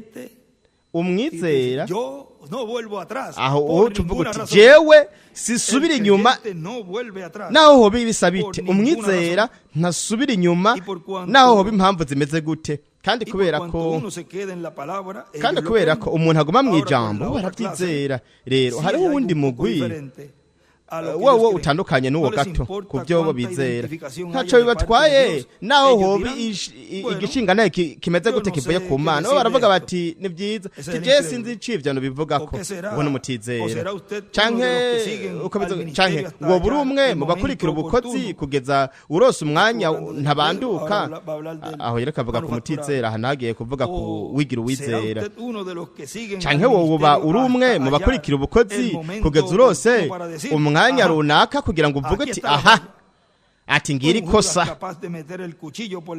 Yuda yubahutse kunyagaza inkota inyuma de nk'uko una yabikoze forma, y después de espalda, imbere y'uburyo runaka hanyuma inyuma akaba ariko aravuga isinzi ry'ibintu runaka umwe wese mu by'ukuri yarabibayemwo yo lo he vivido, je narabibayemwo siempre ariko me decía, murabe we buri gihe yamambwira ngo bandanye imbere y no le Kandi prestas atención a eso. ntubatege Ahora es que uno ugutwi entiende muchas ntubumvirize cosas, rero ubu niho umuntu porque atahura ibintu byinshi impamvu nos cuidaba we y que ahora yaturinda estamos aquí en ubu pie naho delante tukaba del turi Hijo hano del Hombre. duhagaze Esa es imbere la y'umwana bendición w'umuntu Por eso niwo le mugisha agradecemos ukomeye a él, cyane cyo gituma nos haya tumukengurukira cuidado, cyane nos haya guardado, kuba yaraturinze un espíritu akatuzigama contrario se haya metido en nuestra ntagire vida, impemu sino n'imwe que él yo kwinjira con mu su buzima bwacu misericordia, impemu con su mbi misericordia, ahubwo su we gracia, kubw'imbabazi ziwe n'imbabazi ziwe nos n'ubuntu ha bwiwe perdonado, akaba nos ha yaratubabariye justificado, akaba yaradutsindanishirije que hay kandi una akabazi equidad en nuestro yuko corazón, hari ubwizigigwa mu limpieza mitima en nuestro yacu corazón, y ese le yo hemos kweza abierto imitima nuestro yacu corazón. kandi Hemos twaramwugururiye dicho, imitima Señor, aquí yacu este soy yo. twaravuze tuti No mwami hay nada turi ngaha ndi de ngaha duda y nta kintu na incredulidad kimwe c'amakenga Y cyo si hay kutizera algo, kiri muri jewe muéstrame kandi habaye hari para quitarlo ikintu también. nyereka kugira ngo Yo naco estoy aquí ndagikureho colocado para ndi llenar ngaha tus condiciones, ndi tus ngaha requisitos, kugira ngo nuzuze ibyo porque usabwa yo sé ibyo usaba ibyo que soy ugomba un hijo kuko de ndazi Dios que va a ser yuko ndi transformado. umwana w'imana Cuando usted azohindurwa habla así, con igihe wewe propiedad, uvuze esa nk'uko promesa es ukabivuga ushitse amanga ati isezerano ni gwanje no porque usted hizo esto, que usted bagutunze también era un- agatoki ati ariko nuko wowe wakoze ibi n'ibi nuko wari Ahora, ibyo byari ¿quién kera soy yo ubu ahora? naho No me señale none para ndinde ubu Ya eso reka kunyereka nyuma ni lo recuerdo. ibyo nta nubwo ¿De qué estás ndavyibuka hablando? Porque no recuerdo. uri kuvuga No, ndi que tal sindavyibuka cosa, mira, sindamwibuka aquí, mira, toye esto, ibi n'ibi mira. tiraba hana rabi birabi No sé ni qué me estás hablando. ti sinzi n'uwo uri Pero es kuravuga que uwo ari tú we estabas conmigo cuando hicimos ariko wewe twari kumwe uvuga ibi n'ibi uri kuvuga No nde me acuerdo de nada de eso. nta na kimwe je nibuka Ahora, mw'ivyo háblame de byose ahora. mbwira Dime de lo que soy ivy'ubu yo ahora. mbwira ico ndi ubu Alguien que puede decir.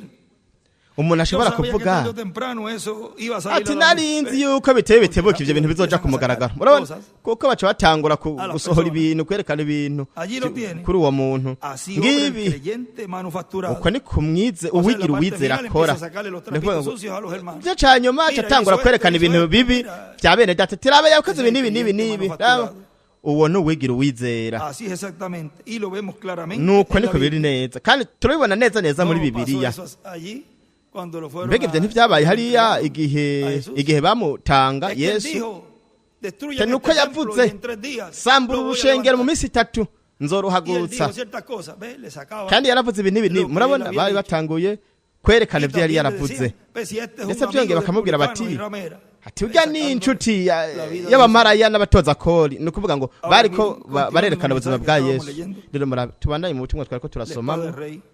Cuando veamos Inkota la y'umwami. palabra de Dios encarnada en un igihe hombre tuzobona ijambo ry'imana ryambaye umubiri mu y muntu escuchemos el mensaje de ese hombre, tukumva ubutumwa bw'uwo escuchemos el muntu mensaje que ese hombre está tukumva trayendo, ubutumwa uwo muntu estaremos ariko arazana viendo entonces la espada tuzoba de turiko Dios, turabona la rero espada de inkota Dios, y'imana la inkota espada y'amugabiri del rey en la boca inkota del y'umwami jinete del mu caballo kanwa blanco de kugendera ku Apocalipsis farasi capítulo y'igitare 19. y'umuvyeyi ishuga No ijana cumi estarán viendo n'icenda una espada literal, ntituzoba turiko turabona sino inkota una espada isanzwe espiritual, que ahubwo es la azoba ari palabra inkota de y'umubiri Dios, w'impwemu que es ari el ari ijambo trueno, ry'imana es el ari mensaje ari imituragaro del ángel ubutumwa fuerte de Apocalipsis bwa marayika w'inkomezi w'umuvyeyi ishuga igice c'icumi Ahora vamos a detenernos aquí en este mensaje antes de seguir. reka tubanze duhagarike En este gato otro nk'ubutumwa mensaje mbere yo los genes de la kubandanya palabra. nk'ubundi butumwa Miren, uturemangingo allí tw'ijambo nos dice, murabe aha aratubwira ngo Si sin la lluvia de la enseñanza hatabayeho truenos imvura y'inyigisho de imituragaro Apocalipsis capítulo 10, y'umuvyeyi ishuga ninguna igice persona c'icumi podrá recibir la nta fe muntu para n'umwe ser yoshobora transformado. kuronka ukwizera No kumushoboza podrá recibir la fe guhindurwa para ser raptado. ntiyoshobora kuronka Y los ukwizera ko muertos en kunyakurwa Cristo tampoco podrán kandi abapfuye recibir la bizera fe kristo para nabo ser nyene ntiboshobora resucitados. kuronka ukwizera ko bashoboza Sin la lluvia kuzuka de la enseñanza de los hatabayeho siete truenos imvura y'inyigisho de Apocalipsis z'imituragaro ndwi capítulo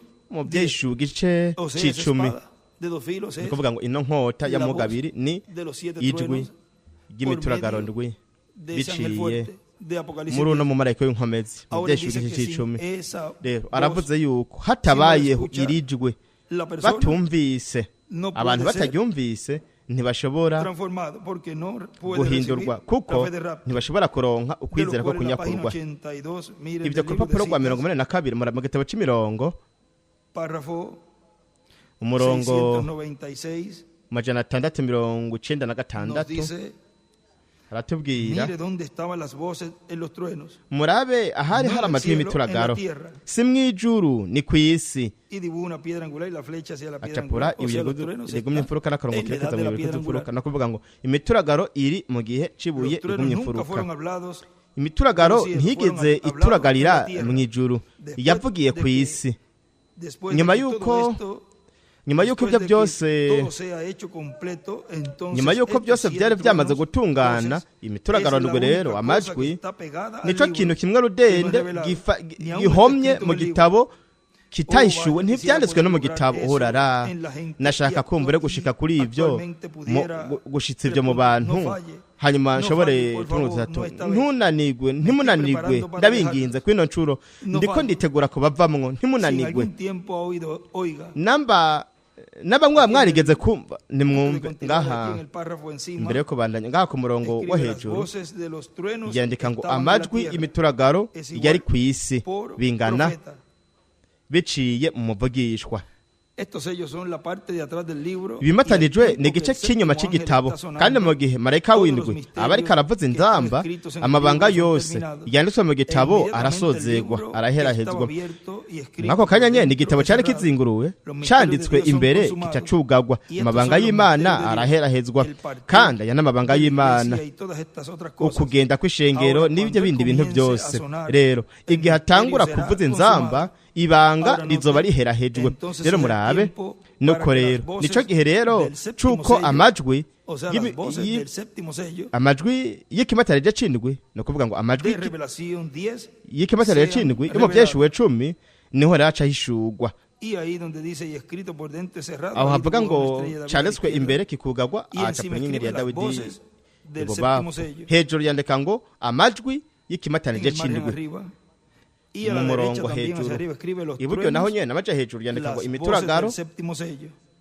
amajwi Isaías y'ikimatarije 61, c'indwi yesaya 61 murongo wa En kabiri la página 88 ku rupapuro rwa 88 el libro de cita también en la mu gitabo c'imirongo naho 751 nyene ku majana 751 allí también nos dice naho nyene haratubwira ngo aquí en esta porción que es del libro ngaha kuri uno murongo niho mu gitabo de citas que es el Chimirongo. extracto del libro de los sellos.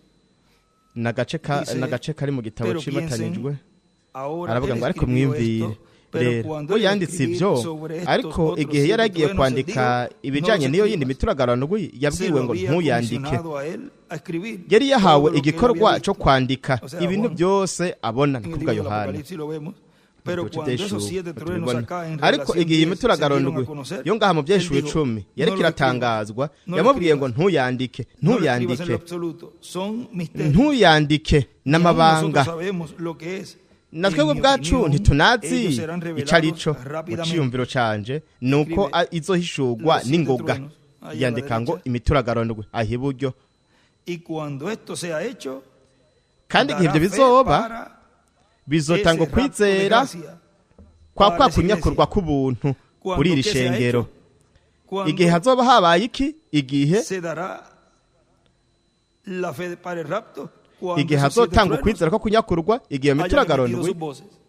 izoba yaturagaye Y amajwi cuando yayo esto sea hecho, kandi ibyo o niyo sea, byaba el ni escuchar esos ukuvuga truenos, cuando ukumva iyo esto sea mituragaro hecho, dará fe igihe ibyo para ese bizokorwa rapto de bizoba gracia para la iglesia. izotanga Y escribe ukwizera fe. kuko kwizera ko Solo kunyakurwa nosotros nos kw'ishengero yandika movemos a ukwizera ko través de kunyakurwa todo lo que twebwe conocemos. gusa Hemos tugendera mu byo observado todo a tuzi través de byose todas las dispensaciones. twarihweje byose Hemos visto mu biringo los misterios byose de Dios. twarabonye Hemos visto la amabanga aparición y'imana del gran twarabonye recogimiento guseruka de la novia en los kwa días finales, kwegeranywa pero k'umugeni mu todavía minsi ya nyuma ariko n'ubu ahí dentro, con lo hariho cual ibintu no ngaha imbere podemos iluminarnos. ari byo Pero me tudashobora imagino que cuando esos kumurikirwa misterios comiencen a ariko salir, ndiyumvira yuko Dios igihe ayo dijo, mabanga azotangura "Detente kugaragara ahora, espera imana un yavuze minuto, ati hagarara yo lo rindira revelaré akanya en aquel gato día. Juan, nzoyahishura no lo wa escribas munsi en lo absoluto, yohana porque ntuyandike ellos mu mwihariko titubearán, kuko bo allá en el libro de citas, kuko escriben, bo tropezarán bohungabana sobre esto. mu gitabo c'imirongo yandika El ngo libro de los sellos. botsitazwa Solo n'ibyo mu déjalo gitabo ir. c'imirongo gusa byihoze birengane nzoyahishura wa munsi igihe bazoba bafise impamvu yo kuyabona kuvuga ngo igihe bazoba bakeneye kubimenya hejuru yandika ngo imituragaro bingana izotanga kwizera ko kunyakurwa rero mu butumwa bwiza buzosura mu bayuda aratubwira ngo kandi igihe hazoba hagaragaye mu mwuzuro gukurwa kwa gatatu mu gushitswa kwiyerekwa gihema aho imituragaro izoba iriko iraturagara amajwi yayo nokorera ni hehe imituragaro izoturagarira amajwi yayo ni gihe hazoba hariko harashitswa ugukurwa kwa gatatu mu gushitswa k'ugukurwa kwa gatatu kandi hari muri 2014 igihe hazoba hariko hagaragara mu mwuzuro ugukurwa kwa gatatu mu gushitswa kwiyerekwa gihema aho imituragaro izoba iriko iraturagara amajwi yayo azoba ari ibintu bikeneye kubatoranije kumva no kuba bikonexe bihuje nico kibanza cyo Reverend William Branham yabonye aho yeretswe ko hariho ukuvuga ko ubutumwa n'ubukurikirane bw'ibintu byinshi ishengero mugeni izoba gikonexe ngaho nibyo neza cyane kuko namba yaravuze yuko ngaho ari imituragaro izoturagara amajwi yayo izokwizera ko kunyakurwa ishengero mugeni nuko rero no kwikonekta kwihuza n'ikibanza aho kwizera ko kunyakurwa kuriko kuratangirwa nkuko yavuga benshi nta nubwo bazonamenya nta nubwo baziyumvira ko ari imituragaro kubwo uburyo buciye bugufi Imana izobishitsamwo iriko irabishitsa kandi aravuze ngo aya imituragaro izoba iriko iraturagara amajwi yayo mwiyerekwa gihema mu gusohoka kwiyerekwa gihema kandi n'ibiri mu ijwi rya Kristo intare y'umuryango wa Yuda yivuga nk'uko intare yivuga imituragaro ndwi igaturagara amajwi yayo nibanga ry'ikimatane ry'acindwe ibanga ry'ukuza kwiwe kwa kabiri ukuza kwiwe kwa kabiri ukuza kwa kabiri kwa Kristo ku rupapuro rwa 92 mu gitabo c'imirongo murongo w'amajana 792 haratubwira ayira ku rupapuro rwa 91 hepfo rero mwibuke rero igihe ca mbere c'ishengero cari igihe c'intare iyo yari intare yo mu muryango wa Yuda Kristo kamerabere kiwe k'ubuzima niko kapaca ico gihe ico cari igikoko ca mbere aco gishushanya ububasha bwishuye biciye mw'ijwi ry'umuntu tumenyera Dawidi buryo hejuru yandika ngo intare bingana ububasha biciye mw'ijwi ry'umuntu kuvuga imituragaro izo turagara izovugwa biciye mw'ijwi ry'umuntu ku 32 upapuro rwa 32 naho nyene batubwira ku murongo majana 541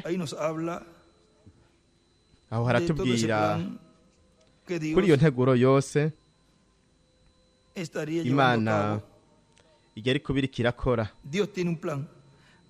Imana irafise integuro hanze y'iyo nteguro taca bitwaye naho bwo bari ubwenge bungana gute canke inzu nziza z'amamiliyoni y'amadolari amateologiya abantu bigira ngo nabera muri ibi nibi ntaho bitandukaniye n'uburyo nabomwe mu gihe ijambo ryo muri Bibiliya y'Imana rihakanwe bobo biba ari vya sekibi yandika hejuru ngo Imana irafise integuro kandi iyo niyo nteguro Imana yari yarategekanije iki gihe yuko mu gushiza kwiyerekwa gihema murabe Imana yeretse Reverend William Branham integuro yayo integuro ya nyuma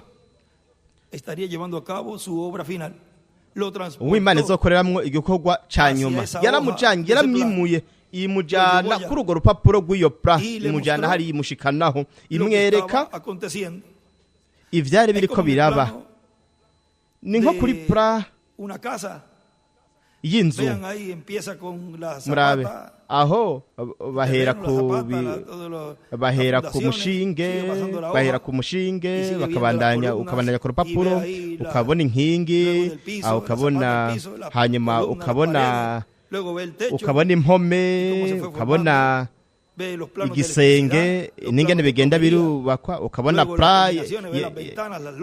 yo muyaga nkuba n'amazi, hanyuma ukabona inzugi, amatara n'ibintu byose bizoba birimo, ukageza ku mpapuro zimwe zimwe umu architect agashirako ibicapo n'ibindi ndetse hagagera naho ashira abantu. Urabona hariho plan zimwe bashira kwa abana bariko barakina n'ibindi. Reka tuvuge yuko Mwete Branham yarajanwe kuri urwo rupapuro rwa nyuma. Igishengero mugeni ryari ryamaze kuba riri mu misi yaryo ya nyuma. Imana igiye kuba muri iyo nzu mu mwuzuro wayo wose. Icari gisigiye kurundi rupapuro rwari rufunguruza kugira ngo winjire mu nzu shasha. Imana nayo iri hafi kwinjira mu nzu yacu kuko Imana irikira yisozera. Turi mu gusozera, kandi mu gusozera haba hakeneye ikintu gisozere kimeze neza kugira ngo habe ngo iyo nyubako ibe yubatswe neza kwiherezo. Akana kariko kose kandi akantu kamwe rugende twamenye uhereye ku ntango ni Mpwemu Yera niwe agendera tubwira nido uko dutegereza kuba tumeze. Abana kuvuga ngaha mwabona twari turasoma inkota y'umwami, aravuga ngo nuko rero ubwo butumwa, ubwo bukozi bukogwa uko no gukorwa kwa gatatu. Kandi uko gukorwa kwa gatatu ikibanza ca nyuma aho we yigaragariza ni nkuko byerekanwe n'iyerekwa. Abantu benshi ntibashobora gutahura ko Imana ikora integuro yayo mu buryo bugenda burakurikirana kugeza iyikoze ikayitunganya neza. Mu butumwa katurabe hano kunyakurwa ku papuro rwa 35 murabona butumwa aratubwira ngo 35 hepfo aravuga ngo mwe mwarumvise ubutumwa kundi munsi bwitwa ngo kugerageza gukora igikorwa c'Imana hanze y'ubugombe bwayo. Dawidi yari umwami asizwe kandi abantu bose bariko barasemerera ko byari byiza mu gukora ibyo, ariko we ntiyari yagiye ngo ahure n'umuvugishwa w'Imana bavugane. Cyo gituma uwo muntu yapfuye, kandi ibyo byose ntacyo byamaze. Ntugerageze gukorera ikintu Imana, rindira ibintu bibe ibiri ku nteguro y'Imana. Mu gukorwa kwa gatatu ntushobora kwita imbere, nta muntu n'umwe ashobora kwitangira imbere. No kugendera mu ntambuko za Mpwemu Yera. Aho bafa amaja hejuru yandika ngo ntugerageze gutwara ikibanza, ntugerageze gufata ikibanza cy'umuvuga butumwa. Gusora ntugerageze gutwara ikibanza cy'umuvuga butumwa.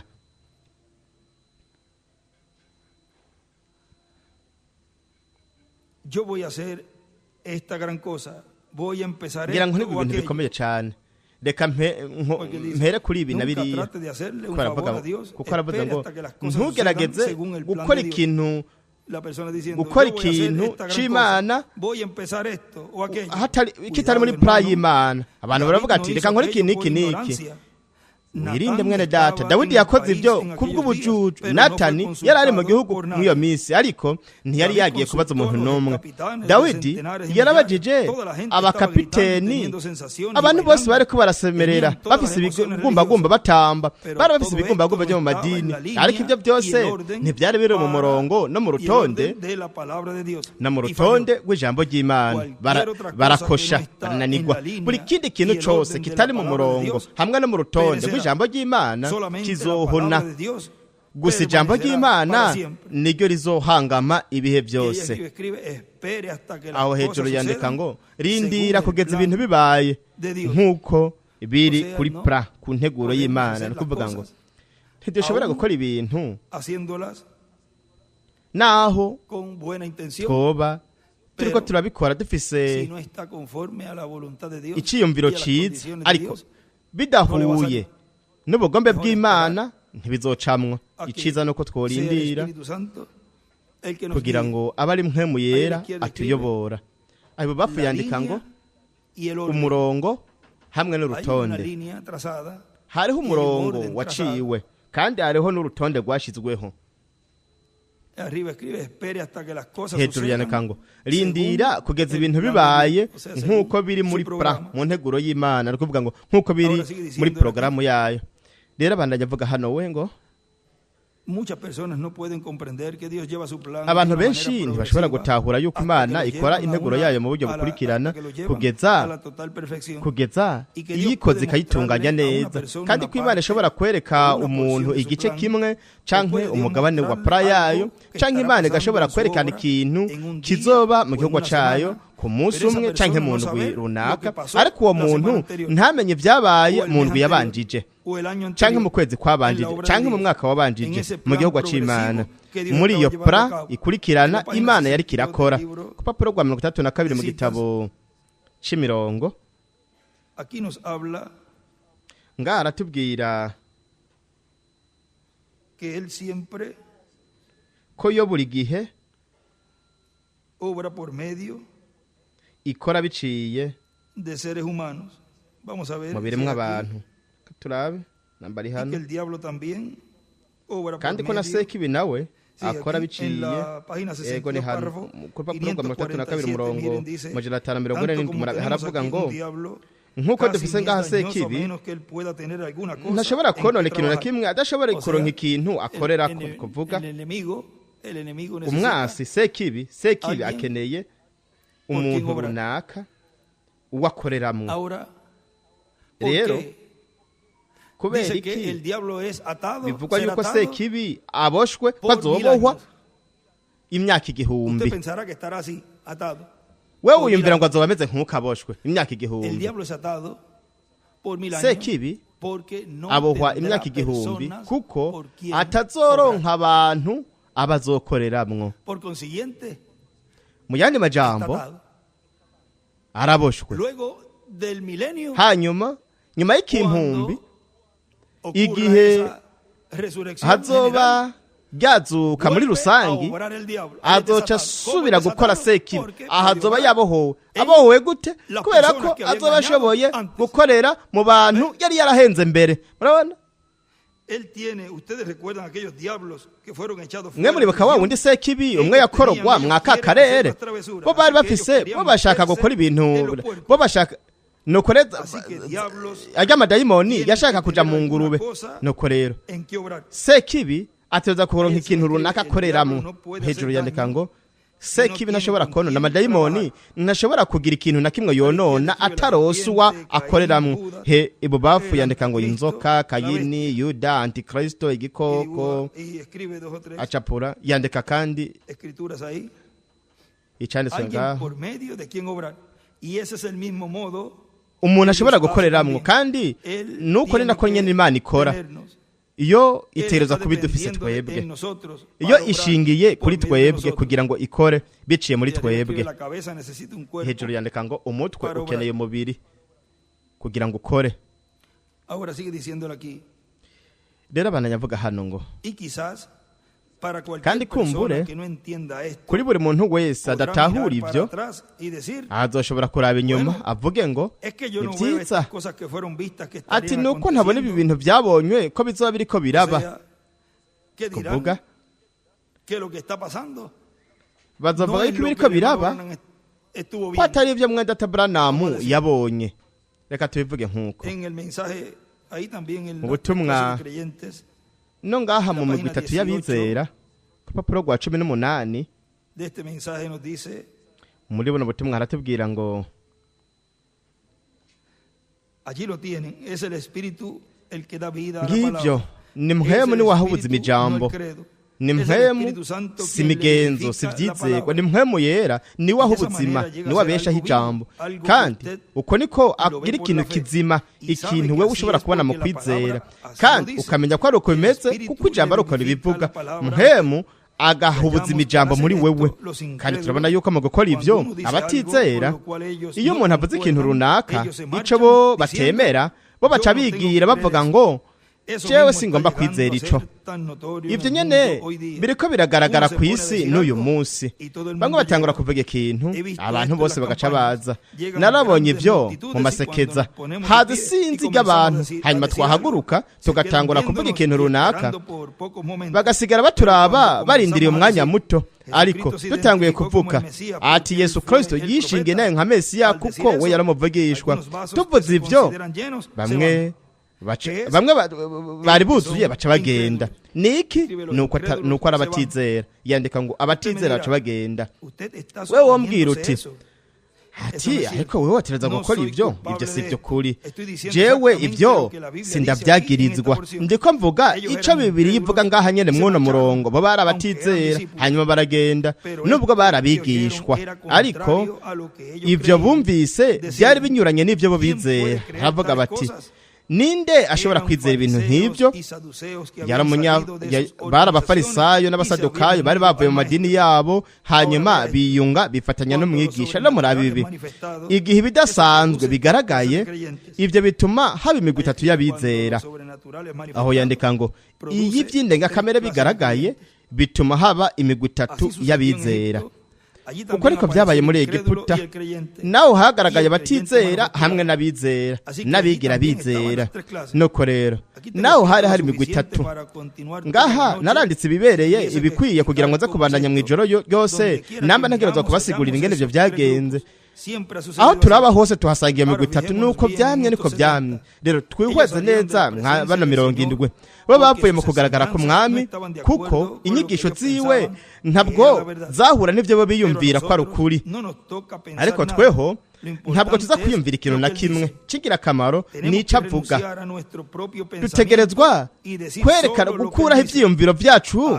tukavuga gusa ico avuga uko niko kwatura kukuri kwatura bisigura kuvuga nk'ivyo nyene yandika ngo gusiba gukuraho ivyiyumviro vyacu canke uko niko kwatura kukuri kwatura bisobanura kuvuga nk'ivyo nyene natuye ikintu cabaye nuko rero notereza kuvuga neza icabaye niko kwatura kukuri kandi nawe niwe kimazi c'ukwatura kwacu kuvuga ngo kazi kacu kuvuga nka mwenye Imana yavuze ivyo Imana yavuze uko niko rero byose bizomena neza kuko tuzoba turiko turasubiramwo ijambo ry'Imana rero ngaha yereka aratubwira yuko abantu bazovuga bati ariko nuko jewe ntabona ivyo bintu byabonye ko bizoba biriko biraba abana kuvuga ngo ariko nuko igihe Imana yereka integuza yo kuza kwa kabiri igihe yamwereka iyerekwa gihema agashirwa mw'ico kibanza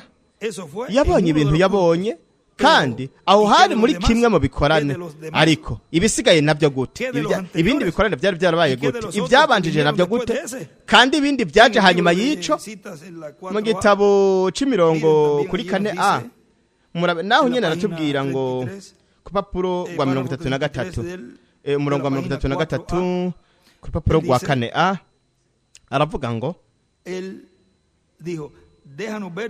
yaravuze ati reka tumubona ariko arafata umutsima agaburira abantu 5,000 tumubona ahinduye vino tumubona ahinduye amazi vino ndavuga ati turacari mu ntambako y'ubwana turiko turaduga kandi bamwe 500 tumaze kuba bamwe mwebwe bwo nyene mwebwe bafana mwiyoberanya tukabashira hanze y'inzira murabona hari ugutandukanya bimwe twamye tugaya turavuga isinzi ry'abafana biyoberanye mukaja mu hanze y'inzira tuzoja dukora ibyo murabona hanyuma niho ibyo bizoca bikorwa tubungu dutatu dushoboye kubakuramwe mwebwe mwasinzi ry'abatizera tukabahenurira tukabashibura hirya y'inzira kugira ngo tuba dufise Imana iri kiragenda mw'ikoraniro mishengero no hari cyacanditswe mwebwe muzobona ivyo bintu biriko biraba turiko turaduga muri abitangaza bya Yesu byatanguye mwubwo buryo nyene byabanaje biduga hanyuma kugeza kwizuka y'abapfuye hepfo yandika ngo izuka hamwe n'ihema hejuru yandika ngo ibitangaza mu buryo bukurikirana genda barakurikirana bukebuke kandi byose bizoshingira kwizuka murabe ingene rizoba bivugwa hariya mu gitabo c'imirongo umugabane umwe mu gitabo c'imirongo murabe ingene uzoba umangene zoba izuka rizoba nukuvuga yuko byose bizosozerera mwizuka hamwe no mu guhindurwa kwa twebwe abakiri bazima reka tureke urupapuro aha tubwira kwizuka Página 12, párrafo rwa kabiri umurongo wa 96 Dice, muchas veces está escrito entre aravuga ngo medio de la línea, akenshi biranditswe cuando hagati y'imirongo pongamos nuestra carpa grande igihe tuzoronka ihema y ryacu la rinini paremos en alguna parte, entonces tomaremos el tukarishinga tiempo ahantu para hablar de runaka esas cosas nuko que están tuzofata entre igihe cyo medio kuvuga ko ibi de las bintu líneas. biri hagati y'imirongo Observe la resurrección y mwihweze las cosas cómo se izuka mueven allí. hamwe n'ibintu ingene bizobera ngaho Nosotros vamos a estar twebwe mirando, observando tuzoba turiko turaraba a esos que van a twihweza resucitar. barya bazozuka Observe cómo se mueve. mwihweze ingene Y encima escribe, en la rizoba carpa es igual. hejuru yandika ngo La mwihema resurrección. bingana O volver izuka a ver nuevamente a oh nuestros seres queridos. mbega que ya kongera los kubona abo twakunze Los que ya han turabakumbuye partido un poco más y llevan más tiempo, pues más. Los abagiye extrañamos. bamaze igihe kinini turabakumbuye Y los que ya han partido más cerquita, abagiye nabo el tiempo vuba nabo nyene no kuvuga ngo Es igihe para volverlos a ver.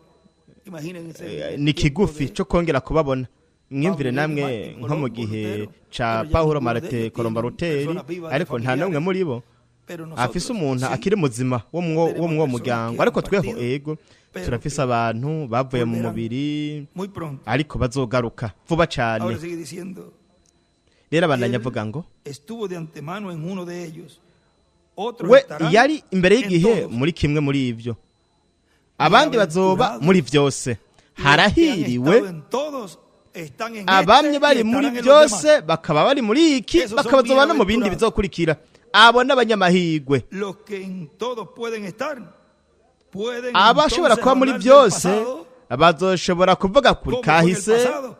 O sea, poder uko byari hablar bimeze de, muri kahise ni tuvimos ukuvuga una ngo actividad en la ushobora Florida, kuvuga tal día allí. ati twaragize igikorane muri Florida tuvimos umunsi tal runaka mensaje. hariya kandi Y twari tuvimos twumvirije una ubutumwa gran ubu n'ubu porción de la palabra. kandi Y twararose pasó umugabane esto, udasanzwe fulano, w'ijambo que hacía tiempo que no lo veía. ncaca ngaha nca ndamutsa Y- runaka araciye igihe namubona A un familiar que tampoco lo veía. N'uwo mu Lo veía, muryango, lo vi allí.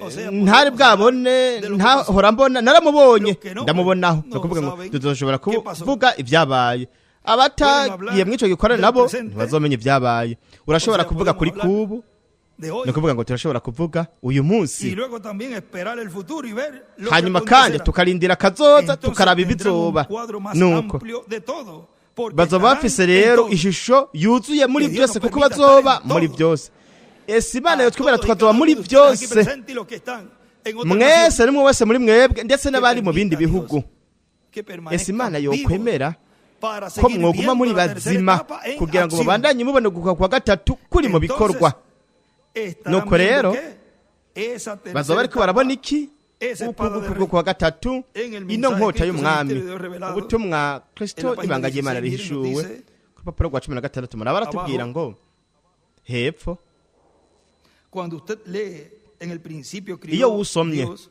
allí está ati Cristo. mu ntango Y desde imana allí hasta el amén, en aho niho Apocalipsis byanditswe 22, kandi 21. uhereye ngaho kugeza kuri Toda palabra amen da byeshuwe testimonio de 22 21 Entonces, estos ijambo libros ryose rishinga que intahe han yesu agregado kristo como nuko el rero segundo ibyo libro bitabo de Daniel, byiyongereye el ku libro nk'igitabo de cya kabiri Macabeos, cya daniyeli el purgatorio de igitabo Hades, cya makabe y todas esas cosas no son mencionadas purugatori en las Escrituras. ibyo Eso byose no cuadra con ntibyavuzwe lo mu demás. byanditswe No hay lugar ibyo ntibihuye para el n'ibindi purgatorio en nta la hantu na Biblia. hamwe No hay lugar para la hari intercesión purugatori de muri los santos. bibiliya No hay nta hantu na lugar hamwe para esas hari cosas. ukuvuganira No hay abera lugar para nta hantu na las hamwe hari ibyo denominaciones. bintu No hay nta hantu na lugar hamwe para hari los hari credos amadini fuera de nta la hantu na hamwe hari Biblia. imigenzo Entonces, cuando zanemeye usted ve muri esas Bibiliya cosas, hanze ya bibiliya nuko pues rero ubonye ve ibyo que bintu ni están nuko en el cuadro. uca ubona Por yuko eso es que la gente ha bitanahuye agregado cyo esas gituma cosas y se abantu les ha hecho bongereye a kuri ibyo perder el bintu rompecabezas. kandi No byatumye pueden hacer que cuadre batakaza el mismo hoy por los siglos. bameneka umutwe Pero si ntibishobora todo está bien guhura puesto, entonces tenemos el cuadro imana completo uko yari ejo n'uyu munsi de niko la kandi caída y de la kuzokwama regeneración.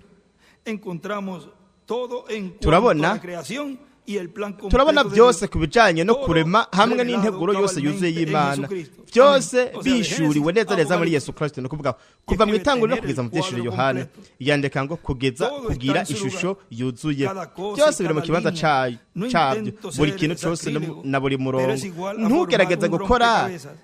agasema ariko wowe uriko uragerageza kubaka wa mukino. Nico gituma tubona ibintu biteye ubwoba uyu munsi, bavuga ngo nabizera ariko bakaba bariko bubaka inka irisha hejuru mu bushorishori bw'igiti. Ni kuvuga ngo bafise insiguro nyinshi z'ijambo, bakubaka wa mukino, bavangatiranya ibintu ntibatahure none ko bariko baravuga ngo ibi bizoshitswa kuno ya aho abo nibo baterateranya wa mukino, bakerekana inka iriko irarisha mu bushorishori bw'igiti hejuru. Ibyo ntaco bimaze. Baravuga kandi ngo ni vyiza uko yarareje n'uyu musi ariko niko azokwama mu nyumviro runaka, ariko suko nyene bimeze, suko bimeze, si mwubwo buryo, suko uko niko bahombye byose, niko wa mukino wabananiye guterateranya. Bibiliya iravuga ngo, yandika ngaho ngo wa mukino wo guterateranya utuntu. Rero murabe ngaho yanditse ngo byose bipanze neza tuca turonka ishusho yuzuye imeze neza. Mu gihe byose biba bipanze neza, kuvuga ngo ndetse n'ubuzima bwacu bumeze neza, twujuje bya bintu bisabwa, ya makondisiyo. Banana kuvuga ngo turabona yuko ugukwegwa kwa gatatu n'inkota y'umwami, kandi turabona yuko imituragaro nayo nyene byongeye ari ugukwegwa kwa gatatu. Turabona yuko ubukozi bwakozwe mu cumba gito c'imbaho nk'imikono 12 ku 20 vyabereye hariya. Ibintu byose biriko birabera hariya, ubukozi bukorerwa hariya byongeye nabwo nyene ni ugukwegwa kwa gatatu. Nukuvuga yuko ukwegwa kwa gatatu rabe ni byongeye n'ubwo bukozi. Ahantu hose hari ubwo bukozi hari ugukwegwa kwa gatatu. Uyu munsi muri La Florida, Santiago Shiri hari ugwa kwa gatatu, hari kuhagaragarira ugwa kwa gatatu. Rero turashobora kubona rero inkota y'umwami hehe mu cumba gito c'imbaho ariho buriko burakorera kuzuza ibintu bisabwa byashizweho kugira ngo uronke ic'Imana yasezeranye. Kandi mu rukundo turabwira Imana tuti, kandi turakira tugahabwa n'Imana byose, kandi n'iri jambo ryose kugira ngo twuzuze ano makondisiyo. Tukabwira Imana tuti mfasha mwami kugira ngo nuzuze ano makondisiyo, kuko ndipfuza kwakira amasezerano. No kuvuga ngo ndashaka kwakira ibyo we mwami wasezeranye mwa kino gihe. Kubw'ibyo rero tubandanya twuzuza ibintu bikenewe byashizweho kugira ngo turonke ico Imana yadusezeraniye. Ico naco no kuduha umubiri uhoraho uhawe ubwiza. Mu bintu byiza twuzuze amakondisiyo. Mu bintu byiza mvuze ngo acanditswe kivuga ngo yuko bamwumva bafise ishusho nziza, nk'ubwo buryo we yavuga, bakamwumva n'umutima mwiza hariya mu gihe ca Yesu. Ni kuvuga ngo barakira ibintu byose yababwira, bakabyakirana umutima mwiza, kandi natwe turabyakira tubihawe nawe mwami, kugira ngo twuzuze ibintu byose bikenewe n'ibintu ntabanduka, kugira ngo twuzuze amasezerano, kugira ngo turonke amasezerano yawe. Wabaye umugisha hamwe n'ihigwe ridasanzwe gushobora kuba ndi hano ndi kumwe namwe ngaha muri La Florida. Ejo tuzoba turi hariya muri Valparaiso, hanyuma muri Conception. Kandi Imana yobandanya kuduha ijambo ryose kugira ngo umwe wese muri twebwe dushobore kubandanya twuzuza ibikenewe, ibisabwa. Kandi turazi yuko ariyo yonyene, niyo yonyene ishobora kutwigisha. Nimwe yera ni watwigisha. Ingo unyigishe, ingo unyigishe icyo ushaka, uko ushaka komera. Ngwino unyigishe mwami ukuri ikintu cyose kinyuranye n'ijambo ryawe. Twashobora kuririmba iyo ndirimbo, sinzi namba hano umuyobozi ashobora kuyiririmba. Nuko bityo turirimba iyo ndirimbo, duhaguruke. Ngwino unyigishe, ngwino unyigishe mwami uko ushaka komera.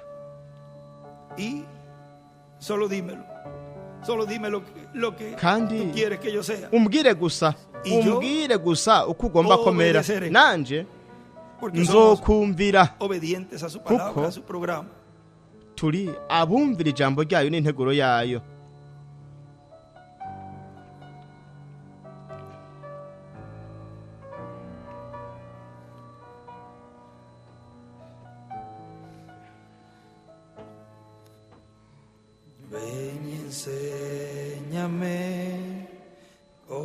Ngwino unyigishe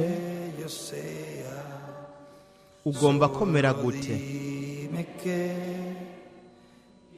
Bimbwire gusa nanje nzokumvira. Ngwino unyigishe ugomba komera gute. Bimbwire gusa nanje nzokumvira. Ubu bugingo ubugingo bwawe bwavuye kuri wewe.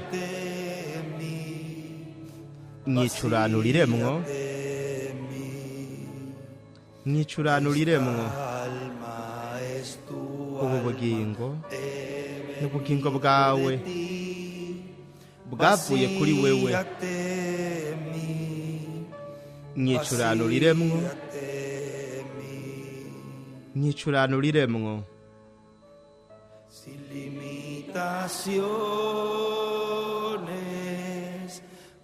atanzitizi atambibe igaragariza muri jewe. Garagaza ububasha bwawe muri jewe. Atambibe mwicuranuremwo. Garagaza ububasha bwawe muri jewe. Atanzitizi igaragaza muri jewe. Garagaza ububasha bwawe muri jewe. Atambibe mwicuranuremwo. Curanura mpwemu wawe muri jewe. Igaragaza muri jewe. Igaragaza mwami kandi wiyerekane muri jewe. Werekane ubutware bwawe, ububasha bwawe, kuko hamwe n'ubutware nuko rero uca wiyizira rero hanyuma ugakora ububasha bwawe. Rero muri gitabo cy'imirongo urupapuro rwa 30 umurongo 252 haravuga ngo Imana ubwayo yicuranuriye muri Kristo. By'ukuri Kristo yicuranuriye mu ishengero.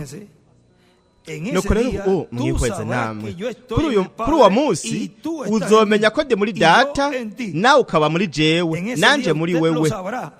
Kuri uwo munsi wewe uzobimenya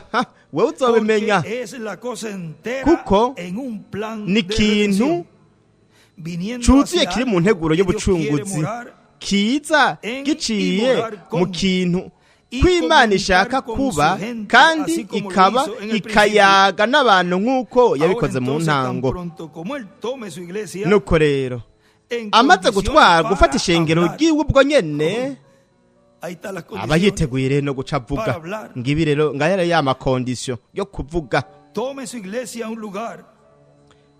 Jana ishengero ryawe ahantu runaka aho rishobora kududubiza kandi rigakunda, rikemeza, rigakunda. Aho rero hazoca haza Edeni. Wazofata ishengero arikuraho yarisize azorisubiza muri Edeni yindi curo aho ryaguye. Aho niho yateye intambwe kandi aho niho rizojanwa mu ntango ya buri mukandida wese yateguriwe ugucungurwa. Azana uburenganzira muri ico kibanza ubundi bushasha. Aho yandika ngo ukugarurwa muri Edeni, acapura ibuye rigumye imfuruka yandika ngo Adamu. Gusubira kandi muri Edeni kukugira bwa bumwe ca kiyago n'Imana imbona nkubone nk'uko Adamu yarabifise. Mana bandanya buzuza muri jewe ibisabwa kandi ese wabibona biriko biragaragara mu buzima bwanje muri jewe wese kugira ngo wewe atanzitizi ukore muri jewe no kuvuga ngo wiyumvire wewe nyene bwawe kugiti cawe atikorere muri jewe ubutware bwawe kugira ngo werekane ububasha bwawe mw'isi muri zanzabya nipfuza yuko wuzuza mu mwuzuro nuko rero ngwino bandanye unyigisha kugira ngo nuzuze ivyo bintu bisabwa ngwino unyigishe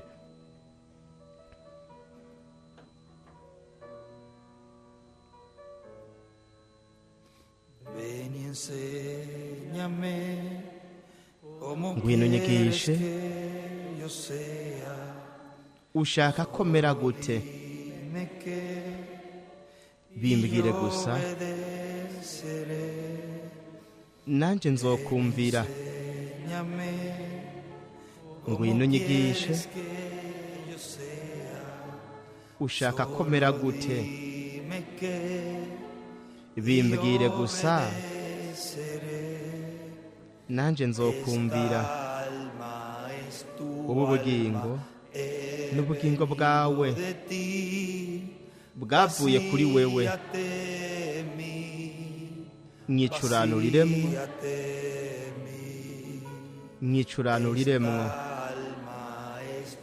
ubu bugingo n'ubugingo bwawe bwavuye kuri wewe mwicuranuririmwo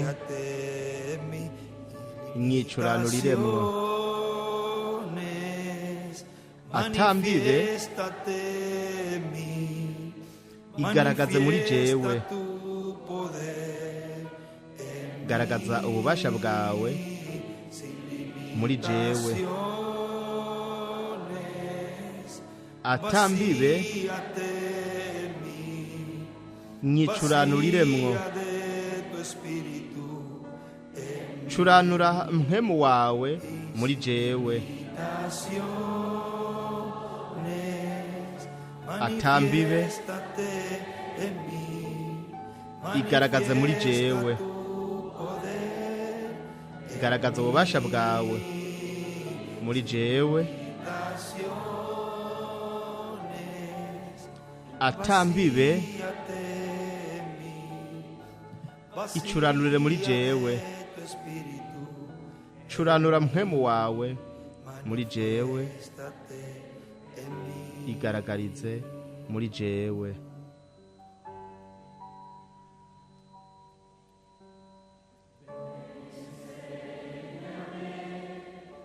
ngwino unyigishe ugomba komera gute bimbwire gusa nanje nzokumvira obedeciendo la voz de Dios kumvira ijwi ry'Imana mu kino gihe ca nyuma tuzoshika kugutungana duheze twuzuze bityo ibintu bisabwa kugira ngo turonke amasezerano y'iki gihe ca nyuma ese Imana yobahezagira kandi ese Imana yobarinda kandi mubandanye mwumviriza kandi mwakira ino migisha ariyo turiko turakira biciye mu mituragaro ndwi kandi uko niko rero tugira turuzuza ibisabwa ibikenewe kugira ngo turonke ayo masezerano kuzuza ibisabwa byashinzwe kugira ngo turonke iby'Imana yasezeranye mwami twereke ibyo ari byo ibisigaye tuzobikora kuko turi hanga ryumvira igipfuza imigisha amasezerano Imana ibandanye kubahezagira cyane reka duhite twakira hamwe natwe mu kwiza butumwa Miguel Bermudez Marine kugira ngo abandanye kandi aheza sozere n'iki gihe cyacu mu kano kanya ashimira Imana kubw'imigisha yayo hamwe natwe dukengurukire wo twishimira mwedate inshuti mu kwiza butumwa Miguel Bermudez Marine. Muchas gracias, Miguel. También urakoze cyane Miguel. byongeye le felicito por Bari la bampaye. adquisición del terreno acá, ¿verdad? Acá, que da hacia la carretera principal, pero me estuvieron diciendo que este de ariko aquí atrás bambwiye ko ari ngaho lo inyuma están también ofreciendo, ko naho nyene bahabahaye nimuhafate así que manos a la obra. nuko rero Porque mushire amaboko ku gikorwa Todo kuko esto podemos extenderlo aha hose turashobora hacia kuhagura atrás. tukabandanya Yo na creo que hari acá doble inyuma el auditorio, nkasanga Así nkino que, nyubako yigwije manos a la kabiri nuko rero shira amaboko ku vamos bikorwa a terminar de saldar este. reka tuheze Y kuri vamos a haha comprar ese. hanyuma tuzoje Ahora tugura nos queda ngaha una naho esquinita allí, rero turacasigaje n'iyi mfuruka para tener todo hariya el cuadro, pero vamos kugira ngo hose habe hameze progresivamente. neza ariko tugenda buke Vamos buke a comprar ese y traten de tuzogura aha agarrar el gancho nongaho inyuma a ese para duce que nadie se nos meta tugurana ahí. rirya rindi Ya togo que kugira ngo está ahí ntihagire al umuntu lado, azohadutwara pues, ubona ko ari hajya ku podemos ruhande ampliar hacia allá. nuko rero turashobora Y kwagurira na nos caben más hariya personas nuko en este hakajamwo lugar. abantu benshi Así que, mwa kino manos kibanza a la nuko obra. rero Que Dios nos shira supla amaboko todo ku lo que bikorwa necesitamos ese imana para yoduronkera ibintu byose la dukeneye adquisición de ese terreno kubwo también. kugura n'iki Yo kindi kibanza naco comenzaré hoy poniendo mi parte. jewe uyu munsi Así que ndatangura ya nshiremwo yo voy a uruhara dar el rwanje pronto. nuko rero jewe Cuenten ngira ndihe conmigo avance y nuko rero mushingire kuri contamos con todo el jewe pueblo de Chile kandi dushingiye no para ku bantu que bose bo nos muri unamos shiri kugira ngo podamos twunge ubumwe twese comprar ese dushobore también y agrandar kugura no esa ngaha ndetse Y ustedes son rápidos. twagure Miren, allá sare en Talcahuano, kandi mwe en murihuta Concepción, murabe hariya muri Tarako hano muri ese Conception auditorio lo hicieron irya en yindi nyubako ampliación, y'inyuma barayaguye meses. mu mezi el atatu doble de lo gusa que tienen allí. bafise Así que igigweje kabiri iyo aquí bari bafise hariya nuko Lo rero aha pueden hacer naho también. naho nyene murashobora Así que, kubikora nuko Manos a la rero obra. mushire Que Dios amaboko ku les bikorwa dé abundancia, imana ibaho todo lo que umusesekara necesitan para ibintu la byose adquisición mukeneye kugira ngo de estos mugure terrenos iki y la kibanza ampliación del auditorio. hamwe no kwagura Y eso isare es posible. kandi Todo ibyo es posible birashoboka para el que cree. byose birashoboka Con nosotros el kuwizera misionero hamwe Miguel natwe mu kwizabutumwa Miguel Bermúdez Bermúdez Dios te bendiga, Marine Miguel, y Dios Imana les igwezegere bendiga Miguel kandi a todos Imana ustedes y a mí ibahezegere na también. mwebwe mwese Dios hamwe les nanje bendiga. kandi Imana Amen. ibahezegire amen